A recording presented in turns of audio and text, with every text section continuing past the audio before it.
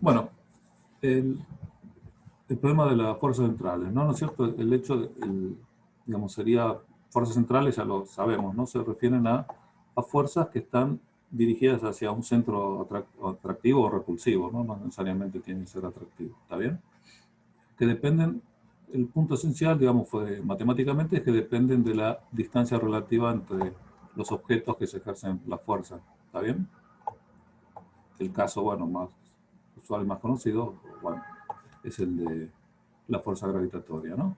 La ley de Newton, la fuerza de atracción entre dos masas, pensemos en masas puntuales, ¿eh? O con dimensiones muy chiquititas respecto a la distancia que las separa, ¿está bien? Entonces, bueno, esencialmente el potencial correspondiente a esas fuerzas, que después se derivan las fuerzas, ¿no? Por con derivación, como menos un gradiente, dependen de la distancia relativa entre de la distancia entre las partículas, ¿no? ¿Está bien? Bueno, entonces, vamos en principio, antes de considerar la fuerza gravitatoria en particular, vamos a considerar todas las fuerzas centrales de este tipo, por ejemplo, también la fuerza eléctrica, ¿está bien? La fuerza electrostática, ¿no? Eléctrica, electrostática, la atracción eléctrica o repulsión eléctrica, en este caso. Entonces, bueno, notación un poquito, ¿no? Posiciones de las dos partículas que hacen una fuerza una sobre la otra, ¿está bien? X1 y X2, ¿no? Acá después vamos a ver acá, ¿no? Tenemos un sistema de referencia y coordenadas, ¿no? Dadas, bueno, entonces tenemos pensemos si quieren, masas puntuales, como siempre, ¿no? Una masa 1, una masa 2, con posiciones X1 y X2, ¿está bien? Entonces vamos a definir el vector posición relativa, ¿está bien? Fíjense la posición relativa de la masa 2 respecto a la masa 1, ¿eh? ¿Está bien? Que es simplemente, bueno, la diferencia, ¿no? Entre vectorial, X2 menos X1, que da el vector R, ¿no? De cuyo módulo, su valor depende, ¿no? La energía potencial. ¿Está bien? Lo que estamos diciendo acá. El módulo de eso es... Está bien. Bueno, fíjense que en general, digamos, por ejemplo, la fuerza sobre la partícula 1 debido a la partícula 2, ¿está bien? La primera índice indica sobre quién está aplicada la fuerza y el 2 quién la ejerce. Bueno, es, como sabemos, en general es el gradiente, ¿no? Pero como tenemos dos coordenadas, es el gradiente respecto de la partícula 1 sobre la que se está ejerciendo la fuerza, ¿no? Las derivadas respecto de las componentes, ¿no? Del vector posición de la partícula 1. ¿Está bien? Fíjense que esto depende de los dos vectores estos, ¿no? Entonces, bueno, y equivalentemente sería la fuerza sobre la partícula 2 debido a la 1 sería lo mismo, menos de B, pero derivado respecto de la posición de la partícula 2, ¿no? ¿Está bien? Bueno, esta es la expresión general, digamos, ¿no? De la fuerza dependiente del potencial. Y bueno, y sabiendo que depende del módulo, de la distancia esta relativa, lo podemos hacer por regla de la cadena, ¿no? Digamos, respecto de la dependencia de R, de la función, por dr a dx1, ¿no? ¿Está bien? Fíjense, acá estamos derivando el módulo de la distancia relativa respecto de las componentes del vector posición x1, ¿no? Esta es una notación que no sé si la tienen presente o la han visto alguna vez. Esto sería el gradiente, ¿no? Lo que sería el gradiente, esto me da un vector, y acá lo que está notado, acá de esta manera compacta, estamos derivando respecto de un vector, ¿ven? ¿Está bien? Se tiene que entender como que estamos derivando este objeto en respecto de cada componente, ¿no? Y obtenemos un vector cuya componente X, es la derivada de R respecto de la componente X de X1, componente Y es la derivada de R respecto de la componente Y de X1, ¿está bien? Y lo mismo con Z, ¿no? ¿Está bien? ¿Está claro eso? Es una notación, digamos, no tiene nada de especial. Entonces, por ejemplo, Y sí, decime, por favor. no, eso sería como pensar a uno sobre el, el, el dx1, digamos, como si fuera un vector y hacerle una especie de producto escalar, digamos, con el... No, en realidad no, No. es una notación, digamos, que en principio es covariante, digamos, uno diría, bueno, esto debe valer en cualquier sistema de coordenadas que uno use, ¿no? ¿Está bien? Pero guarda, Bien. digamos, porque, digamos, cuando uno entiende las componentes del vector respecto de cada una, por ejemplo, la componente x, cuando derivo el objeto, la función respecto de la componente x, la componente y, cuando derivo la función respecto de la componente y, y cosas así, eso vale solo en coordenadas cartesianas, ¿eh? Hay que tener cuidado con eso. ¿Está bien? Ok, Así.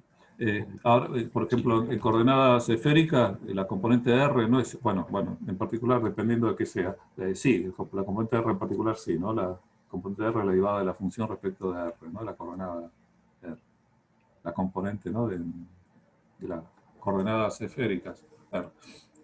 No sé, pero qué sé yo, por ejemplo, la componente θ no es la derivada de la f respecto de θ. ¿Eh? Hay factores Mm, geométricos, ¿no? En el medio, cosas así. ¿Está bien? sí, sí. Entonces, bueno, entonces estrictamente cuando uno piensa derivadas respecto de cada una de las componentes, como la componente del vector, estamos pensando, si quieren, en cartesianos. ¿Eh? ¿Está bien? Después habrá que Bien, traducir el gradiente a las coordenadas que uno considere. ¿Está bien? bien. Bueno, fíjense, este objeto de acá, la derivada de R respecto de cada una de las componentes, no es otra cosa que esto. ¿Eh? Eso no... A ver, no, me parece que no... Saben que no lo... No tengo la demostración de esto, ¿no? Pero no sé, supongo que la conocen, ¿no? Si derivo el módulo de un vector respecto de las componentes del vector, me da el vector sobre su módulo. Eso, ¿eh? Eso no lo han visto, ¿no? No lo tienen presente, digamos. Fíjense que al principio es muy fácil, ¿no? Si uno considera el módulo al cuadrado, porque piensen en r al cuadrado, ¿no? El módulo, este r al cuadrado, no es otra cosa el producto escalar de x2 menos x1 por sí mismo. Por el producto escalar de x2 menos x1, ¿no? ¿Está bien? Entonces, r cuadrado es igual, o piensen en un vector cualquiera, ¿no? El vector a, si quieren. ¿Eh? Entonces, el módulo de a al cuadrado es igual a el producto escalar con a. ¿Está bien? Entonces, si derivo a respecto, por ejemplo, de una de sus componentes, de x, digamos, ¿está bien? Fíjense, si derivo el a cuadrado, me queda 2a por la derivada de a respecto de x. Sería lo que tengo acá, multiplicado por 2, ¿no? Por 2a. Y después, si derivo el otro lado, el a por a, el producto escalar, fíjense, cuando derivo respecto de una componente, el producto escalar es ax por ax más ai por ai, ¿no? Más az por az. Cuando derivo a respecto de una de sus componentes, el producto escalar a por a respecto, por ejemplo, de a sub x, fíjense la única que contribuye es la parte ax por ax. Los términos AI por AI más AZ por AZ no contribuyen. Entonces la derivada de A cuadrado respecto de A sub X, la componente X, fíjense que lo que me da que es A sub X derivado respecto de A sub X, ¿no? Que me da dos veces A sub X. ¿No? Entonces fíjense, dos veces A sub X es igual a 2A por la derivada de A respecto a A sub X. Entonces paso dividiendo, paso dividiendo, ¿no? Cancelo los dos, paso dividiendo el A y me queda esto, ¿no? ¿Está bien? O sea, si evalúan esta derivada a partir de evaluar la derivada de R cuadrado respecto de X1, fíjense que le va a dar esto muy trivialmente. ¿Está bien? Entonces, bueno, ahí está si quieren, la expresión en general. Fíjense que obviamente cumple como corresponde con el principio de acción y reacción, ¿no? La fuerza sobre 1 debido a 2 es este objeto, y si quisiera calcular la fuerza sobre 2 debido a 1, tendría que derivar respecto de x2. O sea, que daría exactamente lo mismo, pero cambiando x2 por x1, ¿no? Fíjense que simplemente cambiaría el vector cambiaría el signo de este vector, ¿no? Después la magnitud sería la misma, cambia solo el sentido, ¿no? Y además fíjense que la fuerza está la fuerza está a lo largo de la recta que une los vectores, las partículas, ¿no? O sea, se cumplen todas las condiciones de Newton, ¿no? De la tercera ley. Acción y reacción. ¿Está bien? Bueno, entonces esto, si quieren, es la notación genérica. ¿Está bien? De la fuerza 1 Una sobre 2. pregunta, profe. Dale, decime, por favor. O sea que ahí quedó un menos, pero también quedó x1 menos x2, o sea que el R está al revés, ¿puede ser? No, el R es el módulo Claro. acá, así no importa. ¿Está bien? Sí, acá no puse R, no usé R, si querés menos. ¿Está bien? Acá sí, si Ok, sacas el signo te queda el vector R. Pero la idea es trabajar con las posiciones de las dos partículas por ahora. ¿Eh? Enseguida está bien. enseguida hacemos un cambio de coordenada, pero por ahora estamos considerando las posiciones de las Porque, partículas. R es una notación por el módulo de este vector, ¿no? ¿Está bien? Entonces, bueno, justamente ahora hacemos el cambio, ¿no? El cambio, ¿no? Fíjense, estamos para... Tenemos la condición esta, ¿no? Habíamos definido las posiciones y el vector posición relativa de la masa 2 respecto a la masa 1. ¿Está bien? Sería dónde está la masa 2 si uno considera un sistema sobre la coordenada, sobre la partícula 1, ¿no? ¿Está bien? Bueno, entonces la idea ahora es hacer el cambio de coordenadas, ¿no? Pasarnos a lo que ya conocemos el sistema de centro de masa. ¿Está bien? Básicamente. ¿Está bien? Definimos un punto que es el centro de masa, que está, bueno, en algún punto entre la línea, entre el segmento que une las dos partículas. Está más cerca de la más pesada, ¿no? Supongamos que M1 es la más pesada, bueno, está por ahí. Y después definimos las posiciones de las dos partículas referidas a ese centro de masa, ¿no? ¿Está bien?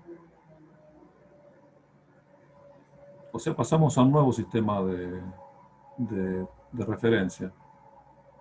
Del sistema si quieren, no sé, fijo en algún lugar del espacio, está bien, dado, en laboratorio si quieren, a un sistema fijo en el centro de masa, ¿está bien? Y venimos las posiciones de las dos partículas respecto al centro de masa, ¿no? Eso son, matemáticamente, bueno, eso es lo que está acá, ¿no? Definimos la posición del centro de masa, justamente con las posiciones de las dos partículas pesadas por las masas de cada una de ellas. ¿Está bien? Y el vector posición, el que ya habíamos definido antes, el relativo de una respecto de la otra, ¿no? ¿Está bien? Entonces, bueno, esto lo podemos volver hacia atrás, ¿está bien?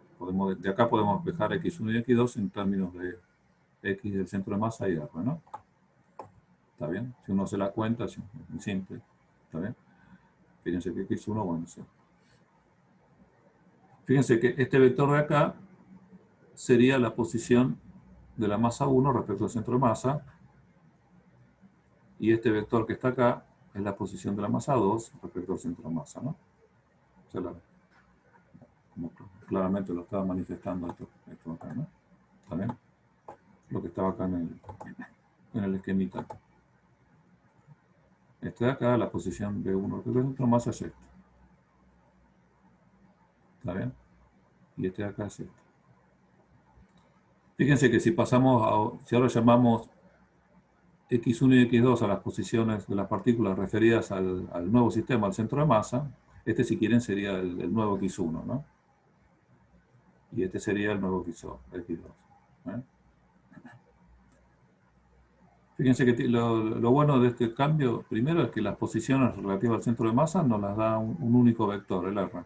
¿Eh? ¿Está bien? Y después, bueno, la magnitud de ese vector está dada por las masas, ¿no? Por relaciones de masas. De las masas. ¿Está bien? Entonces, bueno, eso es un... ¿Cuál es la otra ventaja, ¿no? de este sistema? Bueno, el otro sistema justamente, la otra ventaja es que justamente como si las partículas están aisladas, solo interactúan entre ellas, ¿sí? No hay fuerzas externas, el centro de masa se mueve con velocidad constante, ¿no? ¿Está bien? La fuerza total es cero. Tenemos solo la fuerza interna, si quieren, F1 y F2, cuya suma da cero, ¿no? Son todos cumplen sin reacción. Entonces, bueno, al no haber fuerza externa, bueno, el centro de masa mantiene a velocidad constante, entonces siempre es un sistema de referencia inercial. Lo podemos usar para, ahí valen las leyes de Newton como las conocemos, lo podemos usar tranquilamente. Entonces, bueno, si uno se pasa a ese sistema particular, el de referencia, ¿está bien? Entonces, estas de acá son directamente las posiciones de las partículas en el nuevo sistema y están dadas por solo un vector, ¿eh? Si bien son dos posiciones, están dadas por un solo vector. ¿Está bien? Bueno, lo que ya... Una de las ventajas justamente, ¿no? de usar el sistema de centro-masa cuando tenemos un sistema de dos partículas aisladas que interactúan entre sí, ¿no? ¿Está bien? Entonces, fíjense, si ahora consideramos, ya que estamos trabajando en ese sistema centro de masa, o sea, el origen de nuestro sistema de referencia está en el centro de masa, ¿está bien? Las posiciones X1 y X2 son estas de acá, ¿no? Donde acá, bueno, ya usamos la masa total del sistema como para no estar escribiendo todo el tiempo en 1 más M2, ¿no? ¿Está bien? Bueno, de nuevo, entonces ya estamos en el sistema centro-masa. Y estas son las posiciones 1 y 2 de las partículas relativas al centro de masa. Bueno, entonces en este sistema, fíjense, por ejemplo, no hay ninguna fuerza externa, ¿está bien? No hay ningún torque externo, entonces el momento angular es constante, ¿no? ¿Está bien? Entonces, por ejemplo, el momento angular respecto del origen, del centro de masa, el origen que estamos considerando, fíjense, eso por definición, ¿no? Es la masa por la velocidad con el producto vectorial de la posición por la masa de la velocidad, ¿no? X por P, ¿no? El P sería el momento lineal o el impulso lineal, como lo quieren llamar. ¿Está bien? Bueno, la suma de los dos. Que fíjense que como las X las escribimos en términos de las R así, reemplazando simplemente, ¿no? Por sus expresiones, nos queda un objeto de esta forma. ¿Está bien? Fíjense, ¿no? Cada X1 y X2 son proporcionales a R, y X punto y X punto 2 son proporcionales a R punto, ¿no? Así que, bueno, sacando los factores de proporcionalidad, nos queda este objeto y, bueno, queda esto acá, ¿no? Muy simple. Y bueno, y si uno, fíjense que si uno desarrolla esto, esta suma acá, me aparece este objeto de acá que es conocido, ¿no? Que es lo que llamamos la masa reducida, ¿no? ¿Está bien? Que llamamos mu. El producto de las masas dividido su suma. Eso es lo que llamamos la masa reducida. Y fíjense que digamos, la expresión que tiene el momento angular respecto al centro de masa de las dos masas M1 y M2 se puede escribir, fíjense que tiene toda la forma de otra cosa, ¿no? De una única masa, de masa mu, ¿está bien? Y que está en la posición R, respecto al centro de masa. Fíjense que esto es una cosa, este es un problema totalmente diferente del problema original. Teníamos dos masas que estaban en estas posiciones relativas al centro de masa. Y, digamos, por ejemplo, el cálculo del momento angular que corresponde respecto al centro de masa es igual a lo que sería el momento angular de una única masa que tiene la masa reducida y que está en una posición, ¿ven? Que en principio la posición está respecto al centro de masa, ¿no? Fíjense que lo que es esta posición en realidad es la posición de la masa 2 respecto a la masa 1, que está R. Y el centro de masa no está en la masa 1. centro de masa está ahí en el medio, entre las dos. Está más cerca de la más pesada, si quieren, pero no corresponde con ninguna de las dos. Sin embargo, el momento angular, calculado correctamente, ¿no? Como la posición del producto vectorial con la velocidad de cada una de las masitas, sumado, me da una cosa que es como si correspondiera a una masa mu en una posición R respecto al centro de masa, ¿eh? Que está por lo que ya sabemos, la posición relativa de la masa 2 respecto a la 1. ¿Está bien? Fíjense, esto es lo que ya sabemos, digamos, lo habrá visto, digamos, la física 1, que es lo que nos permite resolver el problema de los dos cuerpos, ¿no? El problema de los dos cuerpos interactuando a través de un potencial central. Los cuerpos aislados. ¿Por qué? Porque, bueno, porque nos permite reducir el problema esencialmente al problema de un único cuerpo ficticio, ¿eh? Que es este, el que tiene masa mu, masa reducida, y que está en una posición ficticia, digamos, R, respecto al centro de masa, ¿no? ¿Está bien? Entonces, bueno, el hecho justamente ese de reducir un problema de dos partículas al de una única partícula nos permite resolver en forma completa el problema, ¿no? Es el famoso problema de los dos cuerpos, que puede ser resuelto completamente, ¿no? Sí, analíticamente.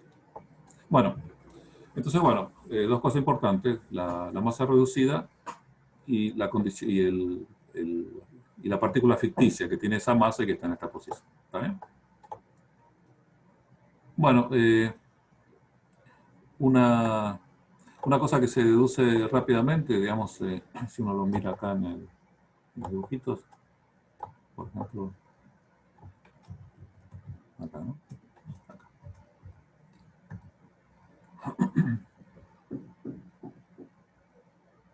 Fíjense, digamos, habíamos visto que el momento angular respecto al centro de masa era equivalente al de la masa mu, ¿está bien? La masa que tenía la masa reducida, que se movía, cuya posición relativa al centro de masa era R. ¿Eh? ¿Está bien? Entonces, bueno, por supuesto se mueve con velocidad R punto, esa masa ficticia, por así decirlo. ¿Está bien? Pensemos en el problema de una única masa mu moviéndose con el vector R. Entonces, dos cosas. Primero, fíjense, sabemos que el L se conserva. O sea, si lo vemos como un vector, va a estar siempre fijo, va a ser el mismo vector. Va a tener la misma magnitud, sentido y orientación. Va a ser, ¿eh? No se va a inclinar, no va a hacer nada. Entonces, bueno, fíjense, primero, en un momento dado, por ejemplo, cuando tiene velocidad R punto, por supuesto, por construcción el vector L es perpendicular a R y R punto, ¿no? Es el producto vectorial entre ellos dos multiplicado por la masa, en este caso por mu. ¿Está bien? Entonces, bueno, digamos, geométricamente uno tiene el vector R punto, y el L es perpendicular a los dos, al plano, si quieren, que define el R y el R punto, ¿no? ¿Está bien? Bueno, entonces, fíjense que pasa un delta T después. ¿Dónde va a estar la partícula? Un delta T muy chiquito después. ¿Eh? Bueno, obviamente, si esta es la velocidad, la partícula estará en un punto que se habrá desplazado, R punto por delta T. ¿Está bien? Estará en la posición, este vector de acá será el vector original, más este pedacito de acá, que es R punto por delta T. ¿Está bien? ¿Mm? Bueno, fíjense, el nuevo, para empezar, el L, si lo vuelvo a calcular ahora con esta nueva posición, fíjense que esta posición está en el plano original, ¿no? El plano que definían R y R punto original. Está ahí. ¿Está bien? Bueno, entonces ahora el producto vectorial de esta nueva posición por la nueva velocidad, cualquiera sea ella, el R punto ahora en temas delta T, me tiene que dar el mismo L que antes. ¿Está bien?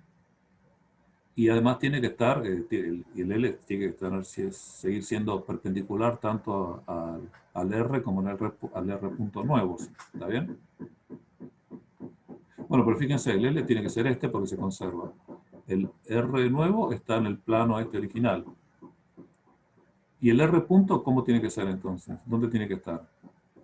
Recuerden, su producto con este nuevo R me tiene que dar el mismo L, que tiene que también ser perpendicular a los dos vectores nuevos, R y R punto nuevos. ¿Está bien? Entonces, ¿dónde tiene que estar el nuevo R punto, la nueva velocidad? ¿Eh? El plano original. Exactamente, en el mismo plano, ¿no?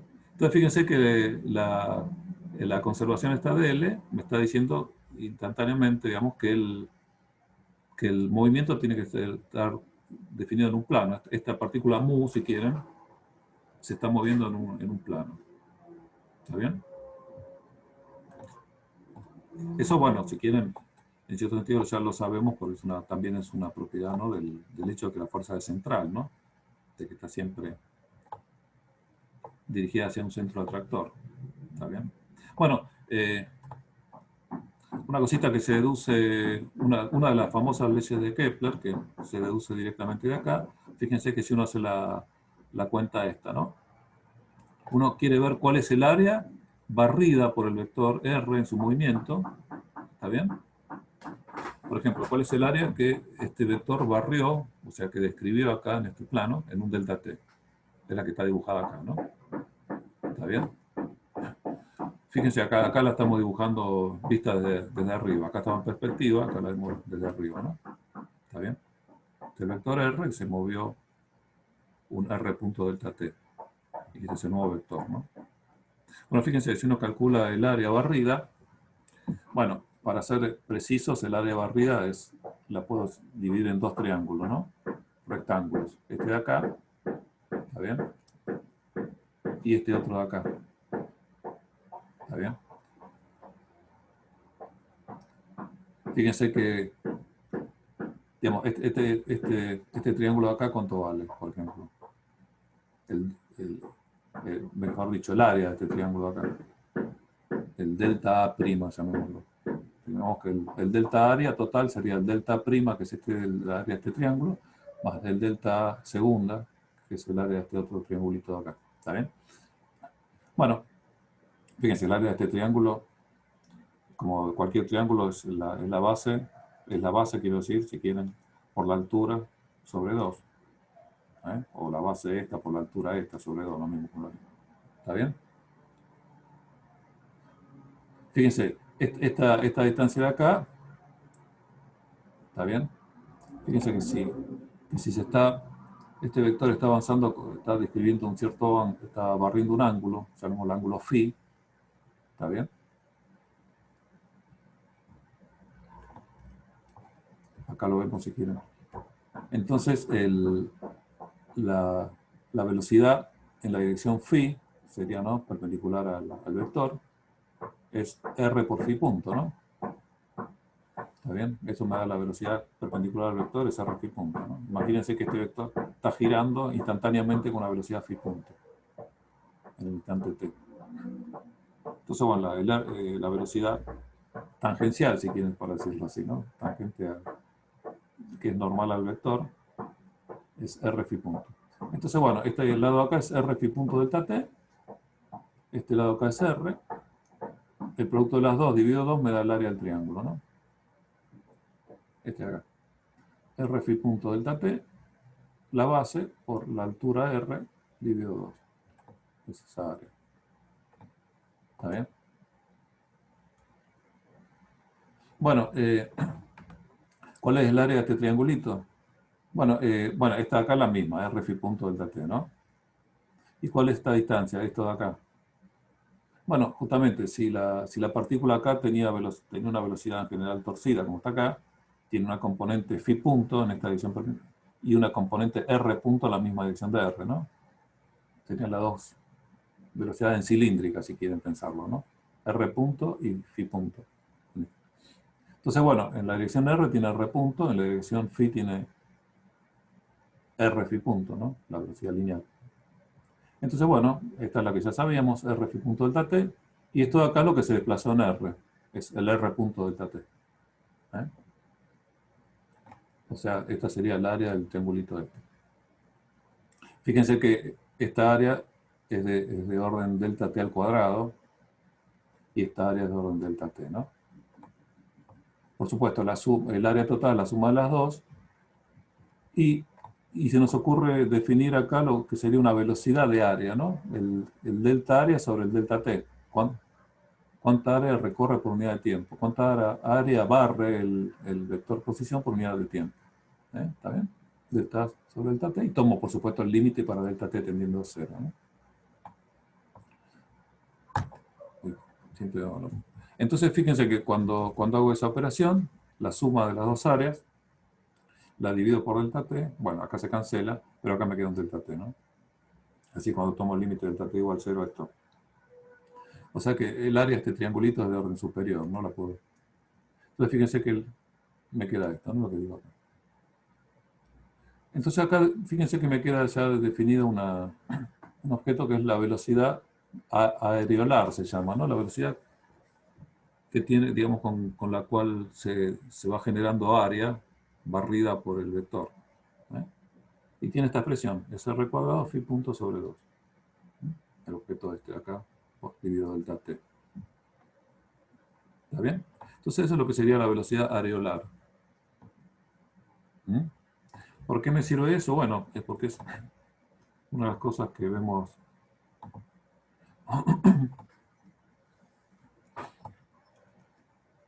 rápidamente, ¿no? Ahora la usamos rápidamente, ya lo teníamos ahí. Bueno, ¿qué es lo que tengo acá?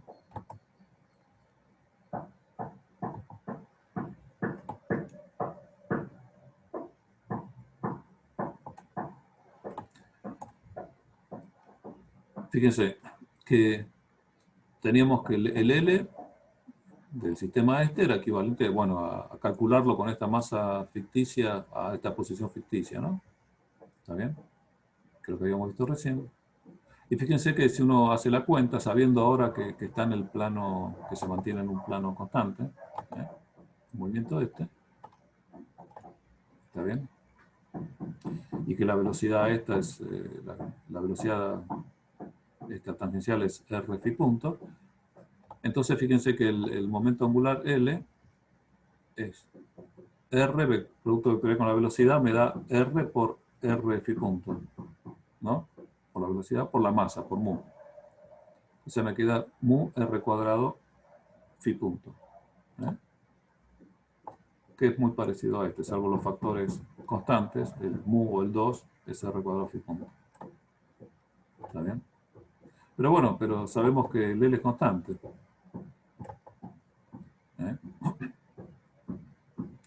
De ser constante tanto en dirección, sentido y magnitud. Entonces, fíjense, el sentido siempre es una, por ejemplo, si consideramos el plano sobre el tal movimiento del XY, bueno, sería el plano, el eje Z sería el del momento angular, ¿está bien?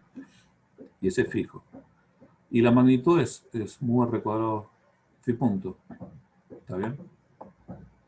Bueno, pero r cuadrado phi punto es la velocidad, salvo el factor 2, es la velocidad areolar. Bueno, y sabemos que esto es constante, entonces estamos deduciendo que la velocidad areolar, lo que hemos calculado antes, a punto, como r cuadrado phi punto sobre 2, es constante, ¿no? Por la constancia del L también. Entonces fíjense, bueno, esto es una cosa que ya también, que lo deducimos solamente del hecho, ¿no?, de que el sistema está aislado, que la fuerza es central, ¿está bien? Que nos permitió definir esta relación. Bueno, y esto es lo que después se traduce en la que se llama la segunda ley de Kepler, ¿no? De la velocidad de las áreas, que las áreas, digamos, las áreas barridas en tiempos iguales son iguales, ¿no? O sea que la velocidad areolar es constante. Está bien, la órbita de los planetas, pero bueno, acá todavía no se ve directamente, acá lo que vemos es que el área barrida por esta partícula ficticia, en esta posición R, relativa al centro, digamos, el centro de masa, hace eso, ¿no? Después vamos a ver que eso se traduce en el caso del sistema solar, en el que los planetas hacen algo muy parecido. ¿Está bien? Pero bueno, entonces, fíjense que acá no usamos nada, usamos Newton, no usamos otra cosa que Newton. ¿Está bien? Veamos un poquito ahora qué pasa, usamos el lagrangiano, vayamos a nuestro lagrangiano, ¿no? Y acá es donde se ve que, que esta identificación, ¿no?, del problema de las dos masas en estas posiciones 1 y 2 se podía reducir al problema de una única masa mu en la posición esta R. Fíjense que eso se ve más claramente cuando uno va al lagrangiano, ¿no? Fíjense, la energía cinética, ¿no? La energía cinética de nuestro sistema es obviamente. Las partículas que tenemos son M1 y M2 en las posiciones X1 y X2 respecto al centro de masa, ¿no?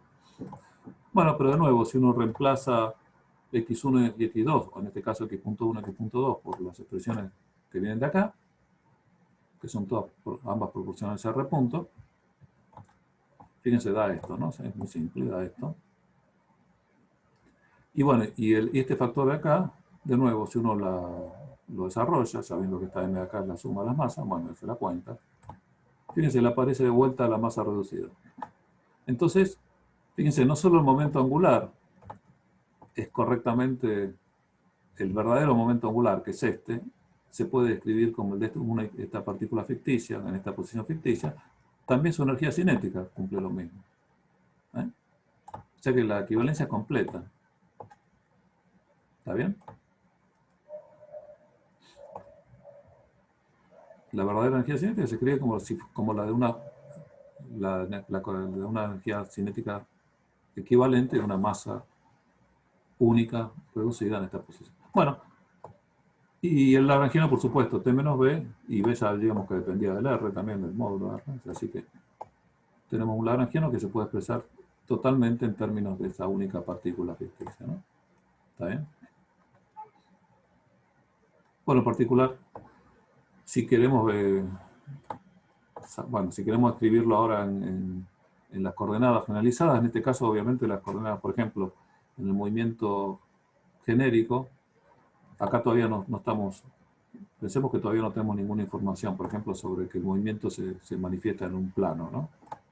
En principio nuestro movimiento es genérico en el espacio de 3 dimensiones, ¿está bien? Y entonces la posición R, esta respecto de las partículas ficticias respecto al centro de masa, la puedo usar en las coordenadas que quisiera, ¿no? Por ejemplo, es razonable usar las coordenadas esféricas, por ejemplo, ¿no? R, θ y φ. ¿Está bien?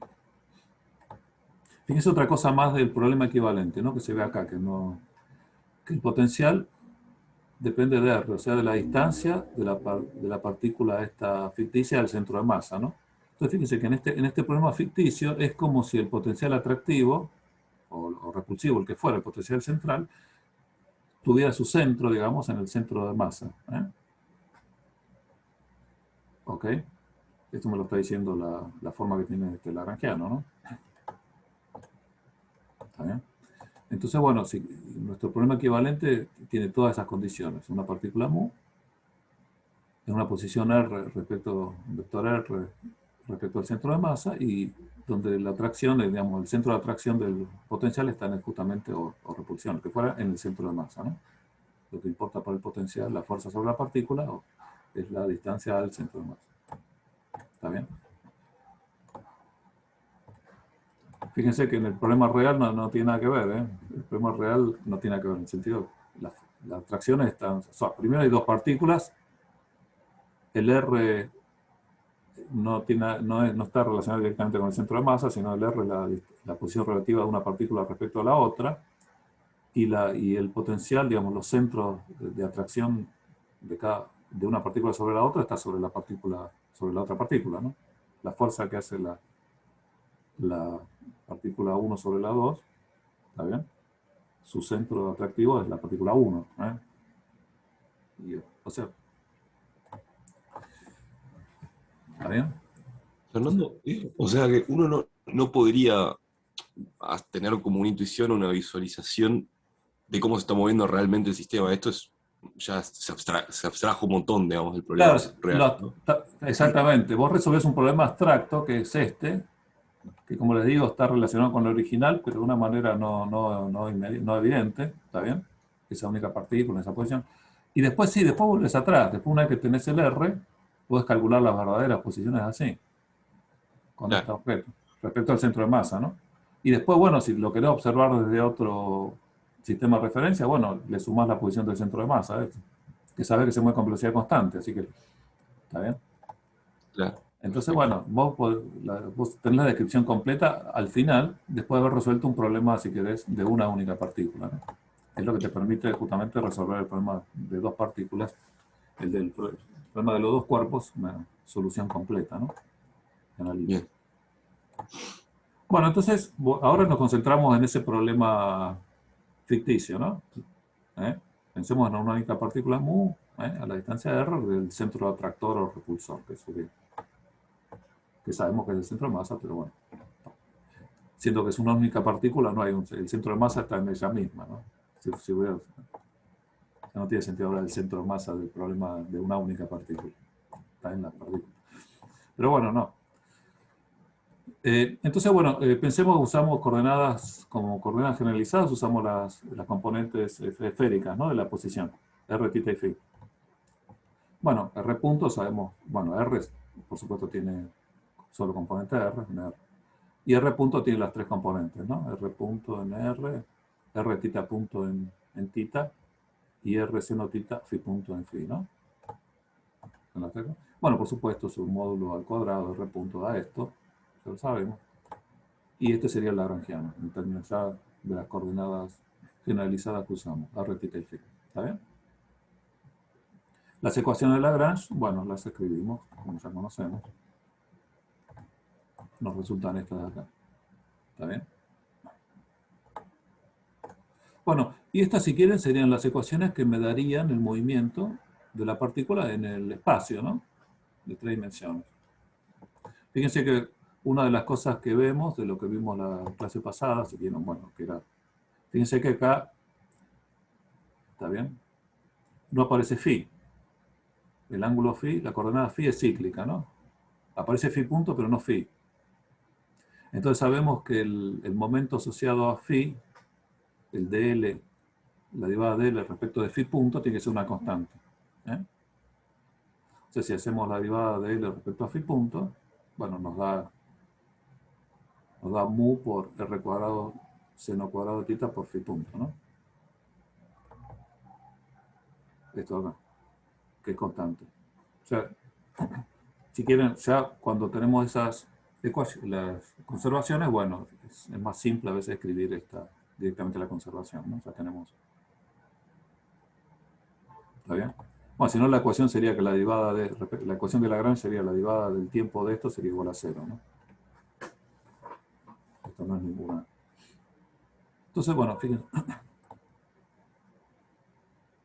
Bueno, ¿quién es este objeto de acá? ¿Quién es R seno θ?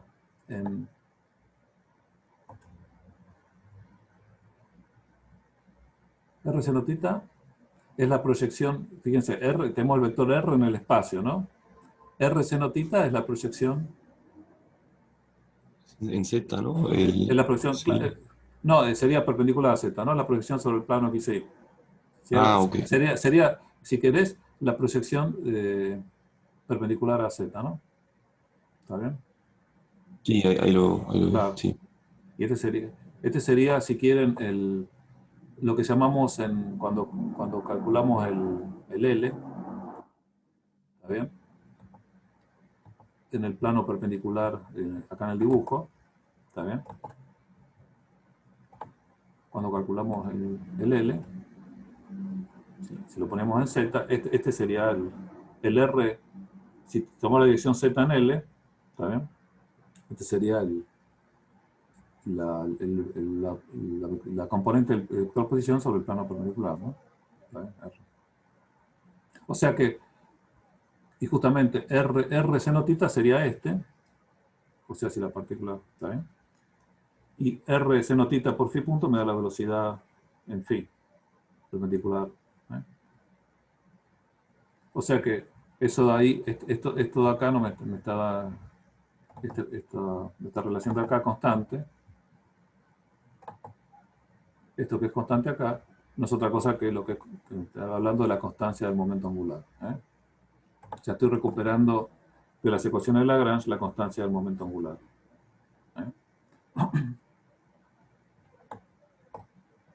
¿Está bien? Así nosotros, pero no importa, es una mención simplemente. Bueno, pero nosotros vimos por la construcción geométrica, ¿no?, de anterior, que el movimiento tenía que ser plano, ¿no? ¿Dónde está expresado eso acá? En realidad, no es trivial de ver eso acá, en las ecuaciones estas. Lo que sí se ve, fíjense, de la segunda ecuación de acá, ¿no? De esta de acá. Fíjense, si uno desarrollara esta derivada, ¿no?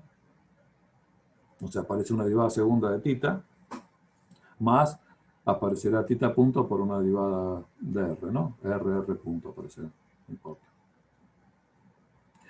Bueno, pero imagínense, entonces me queda una derivada de θ dos veces, más, multiplicada por mu r cuadrado, más θ punto por una derivada de R, ¿está bien? Más esto, ¿está bien? Bueno, fíjense qué pasaría si, por ejemplo, si θ punto fuera 0, ¿está bien? Cuando esto de acá es 0.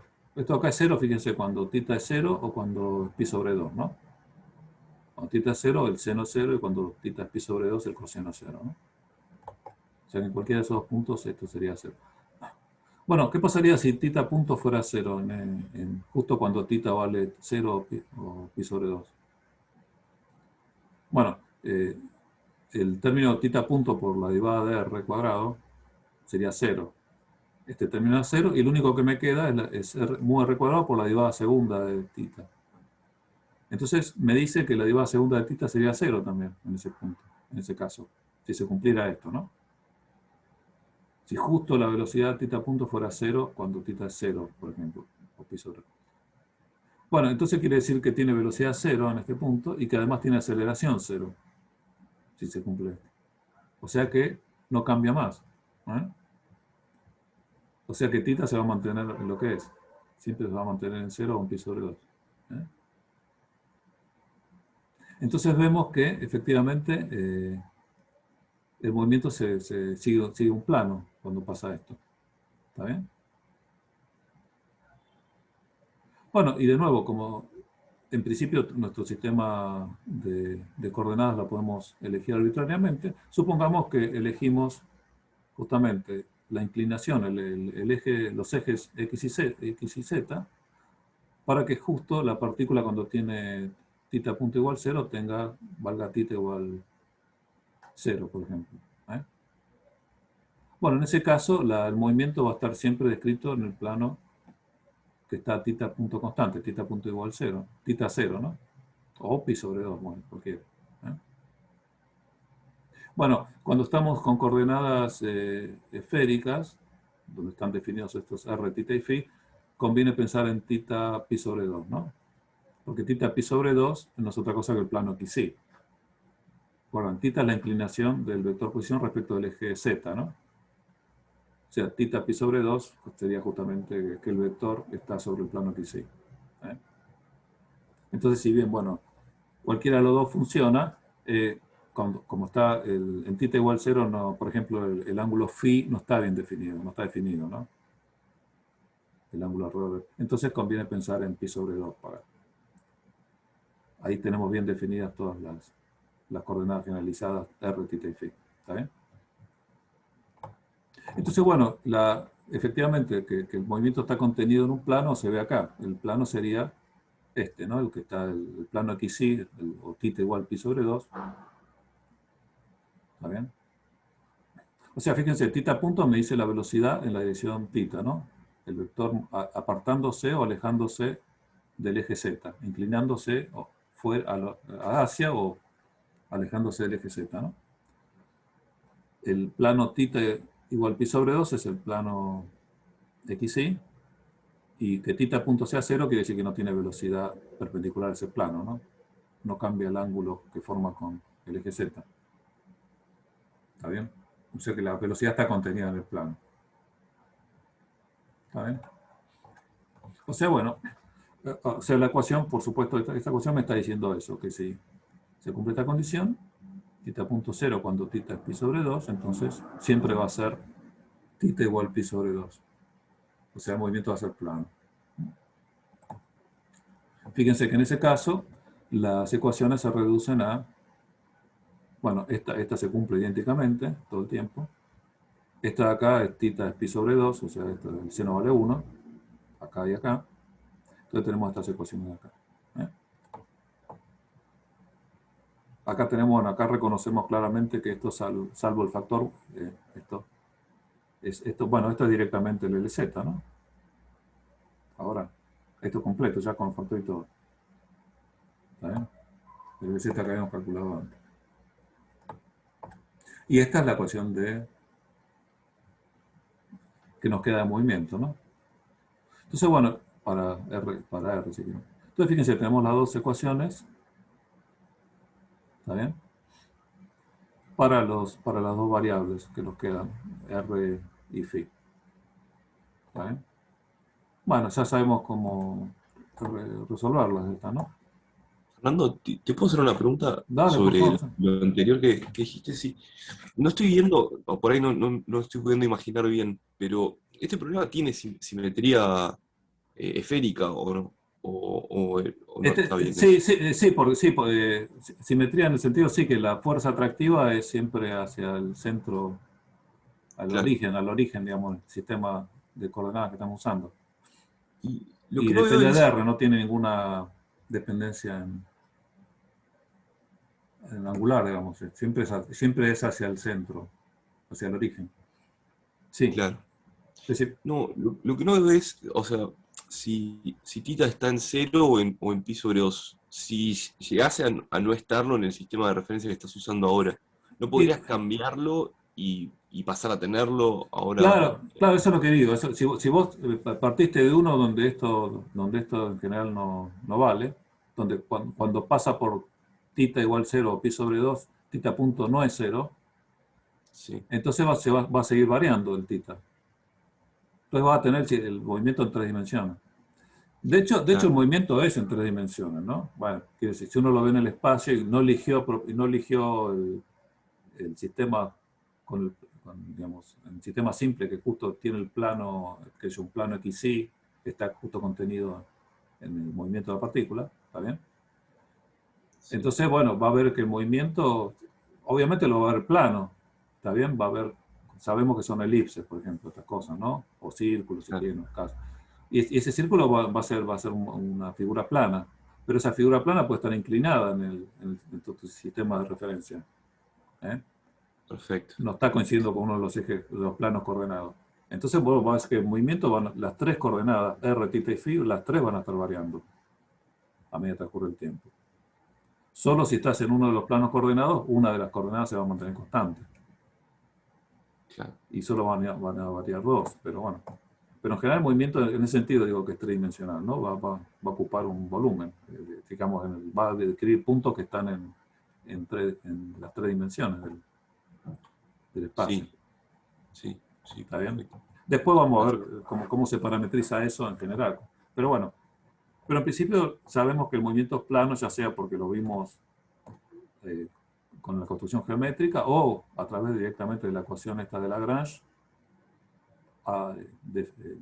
como se llama, definiendo ya nuestro sistema de coordenadas para que el plano de movimiento sea el XY, o sea, θ pi sobre 2. ¿Está bien?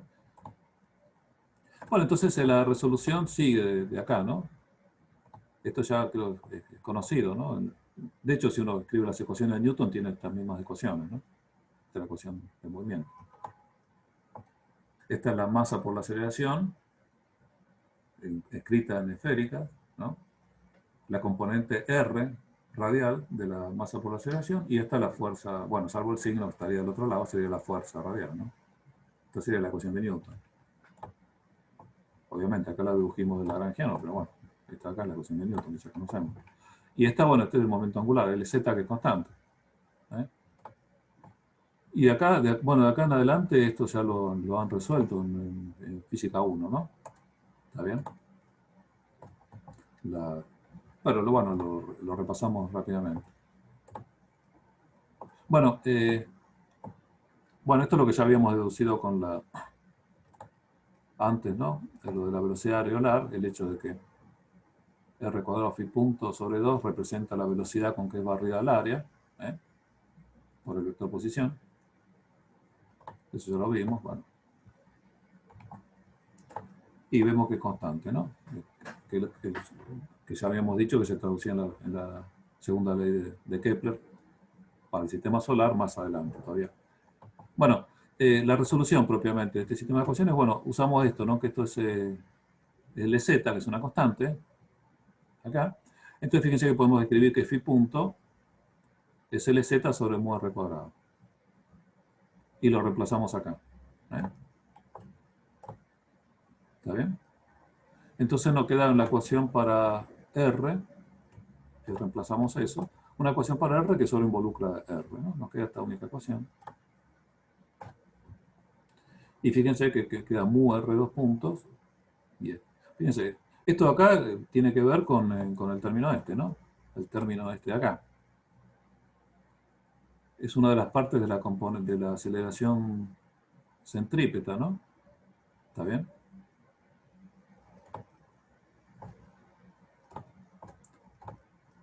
Que lo expresamos en términos de la conservación del momento angular, Lz, perpendicular al plano del movimiento. Está bien escrito así, simplemente despejando la variable phi punto de acá y reemplazado ahí. Nos queda esto.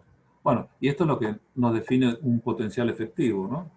Que depende de R, que tiene tanto la fuerza de atracción, la fuerza central que tenía, como esta parte de acá, que es lo que se define como un potencial centrífugo, ¿no? La parte centrífuga del potencial efectivo.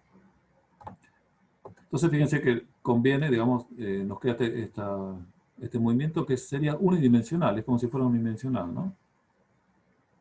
¿Por qué? Porque la aceleración está en términos simplemente de la derivada de R, dos veces. Es como fue un movimiento unidimensional. ¿Eh? Entonces, bueno, si uno se fija en R, el movimiento en R solamente, bueno, tiene la aceleración en R, solamente en R. Y un potencial efectivo, también que daría una fuerza efectiva para el movimiento en R nomás, que depende, por supuesto, de R nada más, que se queda acá, ¿no? Escrito explícitamente. Fíjense que si uno define un potencial así, su derivada me da el término este también, ¿no? La derivada de esto, cuando derivo respecto de R, me da el menos L cuadrado sobre mu R cubo, ¿no? Que está acá. O sea que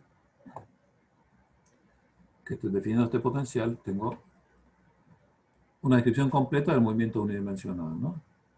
¿Está bien? El potencial este efectivo, por ejemplo, es... Esto tenemos, ¿no? Acá está una representación, ¿no? El potencial. Digamos, por un lado, por ejemplo, un potencial tipo gravitatorio, que sería este, ¿no? Potencial atractivo como este. ¿Eh? El que va a crecer como 1 sobre R, ¿no? O menos 1 sobre R si es atractivo. Por una constante positiva, ¿no? Sería de esta manera, va para la energía potencial es 0 para distancia muy grande y se hace negativa, ¿no? A medida que uno se acerca, y bueno, tiende a menos infinito, ¿no? Cuando se acerca mucho. Bueno, y esto sería lo que llamamos la parte centrífuga del potencial, que va como 1 sobre R cuadrado positivo. Hace esto. Bueno, la suma de los dos es lo que da el potencial efectivo, bueno, que sí. Fíjense que este 1 sobre R cuadrado, por ejemplo, si este va como 1 sobre R, es el potencial gravitatorio, este se va a infinito, a menos infinito, más lentamente que este se va más rápido, ¿no? A infinito. O sea, cuando R es muy chiquito, gana este siempre. Diverge más rápido que este. Entonces, bueno, suponiendo que este sea 1 sobre R, ¿no? Entonces, en ese caso, bueno, efectivamente el potencial se acerca más al centrífugo cuando me acerco mucho. ¿Está bien? Y al revés, cuando me voy mucho, este se va más rápido a cero que este. Entonces, cuando voy lejos, se acerca a este. Entonces, fíjense, bueno, lo que sería la suma de los dos, que sería una cosa así, ¿no? ¿Está bien? Entonces, el potencial efectivo tiene esta forma de acá. Y el movimiento en R, fíjense, estamos pensando en movimiento en R nada más. R. Entonces, tiene la dinámica unidimensional que conocemos bien, ¿no? Por ejemplo, ahora si dibujamos el potencial efectivo con, que lo tenemos acá, este sería R. Entonces podemos identificar cómo sería más o menos cualitativamente el movimiento, dependiendo de la energía que tuviera el sistema. ¿Está bien? Fíjense que, antes volvamos, si quieren, acá.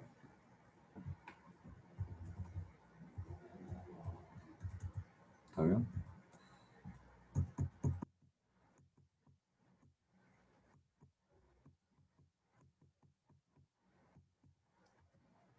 Fíjense, ¿no? Veamos primero que la energía la podemos escribir en términos de las mismas cosas que definimos. La energía verdadera, ¿no?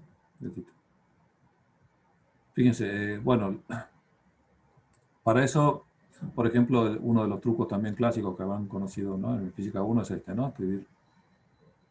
Escribir esto, que R2 puntos, que es la derivada de R punto respecto al tiempo, lo puedo hacer como R punto está definido para cada R hay un R punto, entonces puedo decir que, bueno, tomo como variable el R, ¿no?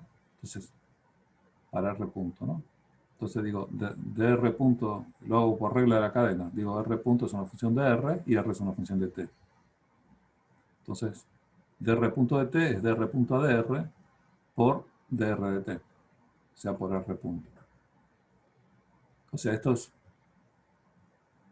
R punto por la derivada de R punto respecto a R, que es la derivada de R punto cuadrado sobre 2 respecto a R, ¿no? ¿Está bien? Entonces, fíjense que la ecuación de movimiento, el mu R2 puntos más dB ADR, dB efectivo ADR, lo puedo escribir así. ¿Está bien? O sea que este objeto acá es constante. Un medio mu R punto cuadrado más efectivo. Y fíjense, sería como la energía del movimiento unidimensional, ¿no? La energía potencial correspondiente y la energía cinética de ese movimiento unidimensional. Pero fíjense otra cosa, que si uno reemplaza la expresión del potencial efectivo, ¿está bien? LZ cuadrado, y vuelve para atrás, descubre que justamente este objeto de acá tiene también el término este, ¿no? El B efectivo, ¿está bien? El B efectivo tiene el LZ sobre 2 mu R cuadrado, y el LZ sabemos que es mu R cuadrado phi punto, ¿no? Cuando reemplazamos esto, bueno, y simplificamos, hacemos las cosas, nos da que esta suma de acá es esta, ¿no? Tenemos el mu R punto cuadrado y esto viene del potencial efectivo. El mu, un medio de mu R cuadrado phi punto cuadrado, viene el potencial efectivo, y después tenemos aparte el potencial. Entonces fíjense que nos da la energía completa, la verdadera energía, la del sistema ficticio, de la masa mu al vector posición R respecto al centro, ¿no?, de masa. Pero además sabemos que E también es la energía verdadera, ¿no? Recuerdan que habíamos visto eso también, que la energía, bueno, la energía cinética era la misma que la del movimiento verdadero, de las masas 1 y 2. Y la energía potencial, por supuesto, es la misma. Así que la energía total del sistema es la misma que la del sistema verdadero. Cuando hablamos de E, estamos hablando de las tres cosas. De la energía del sistema verdadero, de las masas M1 y M2, del sistema ficticio con la masa mu en el vector posición R, y del problema equivalente unidimensional con potencial efectivo. Los tres tienen la misma energía. Estamos hablando del mismo objeto. ¿Está bien? Entonces, bueno, cuando hablamos de E, estamos hablando de ese objeto. Tiene ese sentido bien definido. La energía del problema original, ¿eh? Visto del sistema centro de masa, ¿no? El problema de las dos partículas en el sistema de referencia centro de masa, o sea, con la velocidad del centro de masa 0. Ahí tenemos los tres problemas equivalentes. Bueno, fíjense entonces, para el problema unidimensional con potencial efectivo, movimiento solo en R, la energía, bueno, si la energía es positiva, tenemos, fíjense, un punto de retorno, ¿no? Acá la velocidad tiene que ser 0. ¿Está bien? Suma de energía cinética y potencial. ¿Está bien? Vale E. Así que, bueno, si la energía potencial vale E, la energía cinética tiene que ser 0, velocidad 0. Bueno, este es un punto de retorno, ¿no? Si la partícula se estaba acercando, tenía velocidades R punto negativas, se estaba acercando cada vez más, bueno, llega un punto en que retorna, ¿no? Fíjense que la partícula se iría entonces a infinito, ¿no? Si alguna vez se acercaba al origen, bueno, eventualmente va a rebotar hasta el infinito. ¿Está bien? Esto hablamos de la distancia, R, ¿no? Mientras tanto también está variando sus ángulos, pero bueno, este es el movimiento unidimensional equivalente. Bueno, por supuesto también, fíjense que si la energía fuera exactamente 0, lo cual es posible, ¿no? Porque la energía potencial, digamos, la energía potencial verdadera de atracción es negativa, si fuera atractiva. ¿Está bien? Entonces, bueno, si fuera 0, fíjense que también, digamos, si está viniendo por acá, llega a un punto donde la velocidad se hace 0 acá, y bueno, eventualmente igual, ¿no? Entonces, si se estaba acercando al origen, aún con energía 0, vuelve a irse. Fíjense, energía 0, ¿qué significa? Bueno, que cuando se va al infinito, llega con velocidad 0, ¿no? ¿Está bien? Porque no tiene energía cinética ni energía potencial. La suma lo va a hacer. Bueno, y el caso interesante es cuando la energía es menor que 0, ¿no? En ese caso, tiene dos puntos de retorno. O sea, el movimiento solo es posible en esta zona, donde la energía cinética es positiva definida, ¿no? Y vale 0 acá y acá.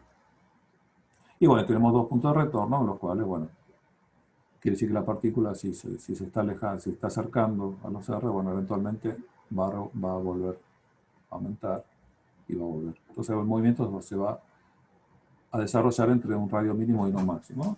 ¿Está bien? Eso en general. Fíjense que todas estas deducciones las estamos haciendo para potenciales genéricos, ¿no? Bueno, genérico, pero guarda, estamos considerando que esto diverge cuando R va a 0 más lentamente que el centrífugo, ¿no? ¿Está bien? Si no, tendríamos problemas, ¿no? Si va más rápido o cosas así. Pero bueno. Entonces, bueno, esta sería la de la descripción cualitativa, ¿no? Esto para un caso en donde el potencial fuera atractivo, ¿no? Cuando podemos tener esta cosa negativa, si no. ¿Está bien? Si el BT este también fuera positivo, el movimiento no sería ligado, ¿no? Si la fuerza fuera repulsiva. Pero bueno, si uno pone su atención al problema de Kepler, sabemos que la fuerza es atractiva. ¿Está bien? Bueno, y la resolución entonces es lo que está acá, ¿no? La resolución del problema es habiéndolo reducido a un problema 1D, unidimensional, en R. Digamos, de acá esto es todo función de R, B es función de R, esto es una constante, bueno, deduce de acá, despeja el DR de T, ¿está bien? Que bueno, como tiene que sacar la raíz cuadrada, tiene las dos posibilidades, lo cual sabemos que es correcto, ¿no? Porque el R punto puede ser positivo o negativo, se puede estar alejando del centro o acercándose al centro. O sea, las dos son válidas, ¿no? En algún momento se puede estar acercando y en otro alejando. Y bueno, y acá, bueno, fíjense que podemos despejar el diferencial tiempo, como dr dividido esto. O sea, dt lo puedo escribir como dr dividido esto. Y entonces, fíjense que uno puede directamente, una forma posible es integrar esto, ¿no? Esto lo puedo hacer, si conozco la expresión del b, y por lo tanto el b efectivo, esto puede ser una integral. ¿Está bien? Entonces puedo relacionar el tiempo transcurrido con el r. A través de lo que se llama una cuadratura, ¿no? Hacer una integral de este aspecto. ¿Está bien? Entonces, por ejemplo, de acá obtendría, por ejemplo, t en función de r, ¿no? Acá me daría un t. Fíjense, acá haría la integral entre t igual 0, por ejemplo, y un t. Y acá haría la integral entre el R0, el R que corresponde a t igual 0, R0 y R. Entonces acá me daría t como una función de R. Bueno, eso la puedo invertir y tener R como función de t. ¿Está bien? De lo que digo acá, ¿no? Tengo t como función de R. Lo puedo invertir para R función de t. Y después entonces tengo la ecuación para phi. De phi de t, recuerdan, phi punto era L sobre mu R cuadrado. O sea, de phi de t es LZ sobre mu R de t al cuadrado. Bueno, entonces tengo una función de t que la puedo integrar. Esto hago diferencial phi, es esta función de t y hago la integral. Entonces tengo phi de t también. Eso si quieren sería una forma de resolverlo, ¿no? ¿Está bien? Tener phi de t. Bueno, pero uno no hace eso, ¿no? En la práctica. O sí, lo podría hacer, pero es más conveniente trabajar con la órbita geométrica, ¿no? ¿Está bien? O sea, determinar la trayectoria geométrica, el R en función de phi. Lo que después vemos que son elipses, ¿no? O en general secciones cónicas. ¿Está bien? Entonces, bueno, ¿cómo se hace eso? Bueno, el truco es parecido al... si R efectivamente es una función de phi, ¿está bien? Entonces el dr de t lo puedo escribir como la función, ¿no? Compuesta dr de phi por d phi de t. ¿Está bien? O sea, dr de phi por phi punto. Y phi punto yo sé que lo puedo escribir en términos de LZ. Phi punto es LZ sobre mu R cuadrado. Así que d phi de t lo escribo como LZ sobre mu R cuadrado. ¿Está bien? Entonces, bueno, y dr de t, yo sé que vale, ya lo despejé de acá, ¿no? Dr de t era este, de la ecuación unidimensional equivalente, ¿no? Con el potencial efectivo. Entonces, reemplazando acá el dr de t, lo que ya conozco, y d phi de t como LZ sobre mu R cuadrado, despejo dr de phi. Fíjense. ¿Está bien? Dr de phi, que es una función de R. Bueno, que si uno el potencial efectivo lo explicita en términos de LZ y todo, le queda hasta acá, ¿no? ¿Está bien? Ya está la idea. Entonces la idea es reducir el sistema de esta ecuación. Y fíjense que entonces ahora de acá puedo obtener d phi de R es la inversa de esto, ¿no? Acá tenía dr de phi, pero bueno, d phi de R es la inversa, ¿no? 1 sobre.